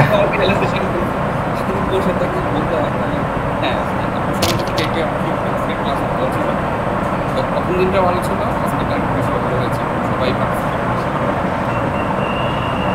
ওকে। আমি একটু সবাই বিরক্ত করি, মানে চুপ করে বসে থাকার সুযোগ দিই না কাউকে, মানে বারবার জিজ্ঞেস করি, নাম ধরে জিজ্ঞেস করি, আপনারা বিরক্ত হেন না। মানে এটা হচ্ছে আমার স্ট্র্যাটেজি, মানে ক্লাস নেওয়ার ক্ষেত্রে আমার পলিসি। কজ দেখা যাচ্ছে, দেখেন নাম্বার 1 মানে রিজন হচ্ছে যে আমি আপনাদেরকে দেখতেছি না, বা আমরা ভিডিও কল অন করেও ক্লাস করতেছি না, যে যার মতো আছি, কিন্তু কতটুকু অ্যাটেন্টিভ আছেন বা নাই এটা আসলে ডিপেন্ড করতেছে আপনাদের রেসপন্সের উপর। তো এই জন্য আমি জিজ্ঞাসা করি। হ্যাঁ, অনেকেই আছেন, যেমন আপু নক দিয়েছিলেন, মানে ইস্যু আছে, তো কিছু ইস্যু আছে, এটা অবশ্যই আমরা কনসিডারেবল, আমরা জানি। তারপর আমি আপনাদের কাছ থেকে প্রোঅ্যাক্টিভ একটা রেসপন্স আশা করব। যদি মানে আনমিট করার কথা বলার সুযোগ থাকে, অ্যাটলিস্ট আমি কোশ্চেন করলে আপনি একটু রেসপন্স করেন। আর বাই দ্য ওয়ে আমি তো মানে সার্কুলেশন যে একজন করে জিজ্ঞাসা করবোই। আর আরেকটা জিনিস আমরা করে থাকি, সেটা হচ্ছে প্রথম ক্লাস থেকে শুরু করে লাস্ট ক্লাস পর্যন্ত আমরা প্রতি কয়েক ক্লাস পর আমরা একটু রিভিউ করি। যেমন গত ক্লাসটা রিভিউ করছি, আমি যখন নেক্সট ক্লাসে যাব আবার প্রথম ক্লাস, দ্বিতীয় ক্লাস, তৃতীয় ক্লাস একটু রিভিউ করব, মানে দ্বিতীয় ক্লাসটা একটু বেশি করব, প্রথম ক্লাস একটু কম করব, মানে সো দ্যাট আমি মনে করি যে ইনশাল্লাহ ওই আপনার রিকল করতে করতে প্রসেসগুলো না মাথায় চলে আসবে, এটা ভুলবেন না। অ্যাটলিস্ট এই 2টা ক্লাসের রিকল আমি প্রায় সময় করে যাব। আর আপনাদের কাছে আরেকটা জিনিস হচ্ছে, আপনাদেরকে আমি গুগল শিটের একটা অ্যাক্সেস আমি নেক্সট ক্লাসে ঢোকার পরে আমি দিব। ওইখানে আমরা নেক্সট ক্লাস থেকে যত ফাংশন, ফর্মুলা, মেথড আমরা ইউজ করব, ওইটা ওইখানে লেখা থাকবে। ওইগুলো আপনার রিসোর্স থাকবে, ওইখান থেকে নিয়ে নেবেন। আর ডেটা সেট, বড় ডেটা সেট যেগুলো আছে, এগুলো আমরা গুগল শিটে আপলোড করে দিব, মানে ক্লাসরুমে আপলোড করে দিব। আর আরেকটা জিনিস অ্যানাউন্স করে দিই আপনাদেরকে, সেটা হচ্ছে আমরা আগামী ক্লাস থেকে আগামী ক্লাসে হচ্ছে আপনাদের এই কি বলে এটাকে, যে মানে বেসিক ক্লাসের, মানে কি বলে এটাকে, থিওরিটিক্যাল ক্লাসের শেষ, আমরা প্র্যাকটিক্যাল ক্লাসে শুরু করব। আগামী ক্লাসে আমি আপনাদেরকে একটা অ্যাসাইনমেন্ট দিব। ওই অ্যাসাইনমেন্টটা আমরা আগামী 12টা ক্লাস কন্টিনিউ করব, একটা অ্যাসাইনমেন্ট। ডেটা সেট ডিপেন্ড করবে আপনাদের উপর কে কোনটা নেবেন। মানে আমার অ্যাসাইনমেন্ট হবে এইরকম, আপনাদেরকে আমি একটা র ডেটা সেট দিব, আনস্ট্রাকচার্ড নয়েজি একটা ডেটা সেট দিব, যেটার মধ্যে কোনো কোরিলেশন নাই, কিচ্ছু নাই। তো দুইটা আমার কাছে ডেটা সেট আছে, 3টা ডেটা সেট আছে। প্রথম ডেটা সেটটা যেটা দিব ক্লাস করতে, ওই ডেটা সেটটা কমপ্লিট করতে আপনাদেরকে সময় দিব হচ্ছে আমি টোটাল 15 দিন। মানে 15 দিনের মধ্যে ওই অ্যাসাইনমেন্টটা আপনারা আমাকে জমা দিবেন। এই ডেটা সেটটা হচ্ছে এরকম যে আপনি আমাদের এটা কোনো সিমুলেটেড ডেটা সেট না, 3টা হচ্ছে রিয়েল ডেটা সেট। একটা হচ্ছে Bangladesh IB data set, engineering ইনস্টিটিউশনের একটা ডেটা সেট, এখানে কতগুলো ইঞ্জিনিয়ার আছে, মানে ফার্ম আছে তাদের একটা লিস্ট। ওই ডেটা সেটটা মাইএসকিউএল ডেটাবেজের একটা ডেটা সেট। আরেকটা ডেটা সেট দিব, ওই ডেটা সেটটা হচ্ছে আপনার ওরাকল ডেটাবেজের। দুইটাই ডেটা সেট মেবি দুটাই হচ্ছে মানে ওরাকল ডেটাবেজের, ওরাকল ডেটাবেজের একটা ডেটা সেট। ওইটা পিডিএফ ফরম্যাট আছে, 3টাই পিডিএফ ফরম্যাটে। তো ওইটা মনে হয় একটা হচ্ছে 150 পেজ, একটা 120 পেজ, আর একটা হচ্ছে 40 পেজ। তো আমরা প্রথমে 40 পেজটা নিয়ে কাজ করব। ওইটা একটু মেসি ডেটা, ওইটা কাজ করতে গেলে আপনাদের দাঁত ভাঙতে পারে, ড্যাম শিওর। প্রতিটা ক্লাস ব্যাচেই সবারই দাঁত ভাঙে, মানে পেন খাবেন আপনারা প্রচুর। কিন্তু ওই কাজটা আগামী 15 ডেজের মধ্যে শেষ করতে হবে। আমি ডিটেল ইনস্ট্রাকশন আমি আপনাদেরকে ক্লাসে দেখাই দিব, কিন্তু আপনাদেরকে আমি একটা ভিডিও দিয়ে দিব। ডেটা ক্লিন করতে হবে কিভাবে, ওইটার একটা ভিডিও আপনাদেরকে দিয়ে দিব। আপনারা ওই ভিডিওটা দেখে দেখে ওই ডেটাটাকে ক্লিন করে ওই অ্যাসাইনমেন্টটা কমপ্লিট করবেন। আর আরেকটা ডেটা, ওইটা আমি যখন এটা শেষ করবেন, শেষ করার পর ওই ডেটা সেটটা দিব, ওটা আমি আগে আপলোড করে রাখবো। বাংলাদেশ ব্যাংকের ডেটা সেট, ওইটা হচ্ছে বাংলাদেশ ব্যাংকের আন্ডারে যতগুলো ব্যাংক আছে বাংলাদেশে লিস্টেড করা, ওদের ব্রাঞ্চ কতগুলা, কোথায় কোথায় কোন লোকেশনে, তাদের ব্রাঞ্চ কোড কি, ওই জিনিসগুলো দেওয়া আছে। ওইটাকে আমরা পরবর্তীতে ডেটা ভিজুয়ালাইজেশন করব হচ্ছে ক্লিন করে পাওয়ার বিআই এবং গুগল ডেটা স্টুডিওতে। আরেকটা ডেটা সেট হচ্ছে বাংলাদেশে কতগুলো এনজিও আছে, সেই এনজিওর কতগুলো এনজিও আছে এবং সেই এনজিওর অরিজিন অফ কান্ট্রি কোনটা, ডেনমার্কের কয়টা, এটা কোনটা, এই কান্ট্রি ও কান্ট্রি অফ অরিজিন কতগুলো কোথায়, এইটা আছে। এইটা প্রায় অলমোস্ট এখানে প্রায় লাখখানিক ডেটা আছে, সরি লাখখানিক হবে না, 20-30 হাজার ডেটা হবে। মানে পিডিএফ আছে 140 পেজ, সো হতে পারে 10-20 হাজার ডেটা হতে পারে। নট শিট, আমি এটাকে এখনো মানে এক্সপোর্ট করি না, শুধু ডেটাটাকে সোর্স থেকে ডাউনলোড করছি আর কি। সবগুলো হচ্ছে রিয়েল ডেটা। তখন এই রিয়েল ডেটা নিয়ে কাজ করতে গেলে একটু প্যারা খাবেন, সবচেয়ে বেশি প্যারা খাবেন মাইএসকিউএল এর টেবিল ফরম্যাটের ডেটাটা নিয়ে। ওটা আমি নেক্সট ক্লাসে আমি আপনাদেরকে একটু দেখায় ভিডিও লিংক দিয়ে দিব। সো ওই অ্যাসাইনমেন্টটা আমরা শুরু করব। 2টা অ্যাসাইনমেন্ট আমরা কন্টিনিউয়াসলি করতে থাকবো, রেগুলার ক্লাস চলবে, এটা করতে থাকবো। তো কারো কোনো আপত্তি আছে বা কোনো ইস্যু আছে?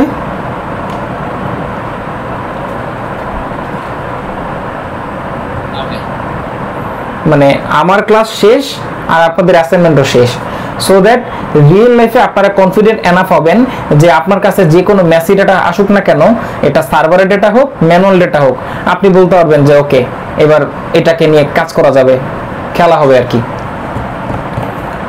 এই হচ্ছে ব্যাপার। সো আজকের জন্য এখানে রাখতেছি। ধন্যবাদ সবাইকে। আমরা নেক্সট আগামী বৃহস্পতিবার আমাদের মনে হয় লাস্ট ক্লাস হবে ঈদের আগে, ঈদের মাঝখানে, ঈদের যে গ্যাপটা এর মধ্যে আমরা ক্লাস নিব না। তো বৃহস্পতিবার হচ্ছে আপনাদের লাস্ট ক্লাস হবে, ওই ক্লাস আমি দিয়ে দেবো। আপনারা যদি সুযোগ পান, সময় থাকে, তাহলে ওই যে ডেটা ক্লিনিং এর জন্য যেভাবে আপনাদেরকে করতে বলবো ওইটা দেখে দেখে করে ফেলেন। তাহলে আজকের জন্য এখানে রাখতেছি। আসসালামু আলাইকুম।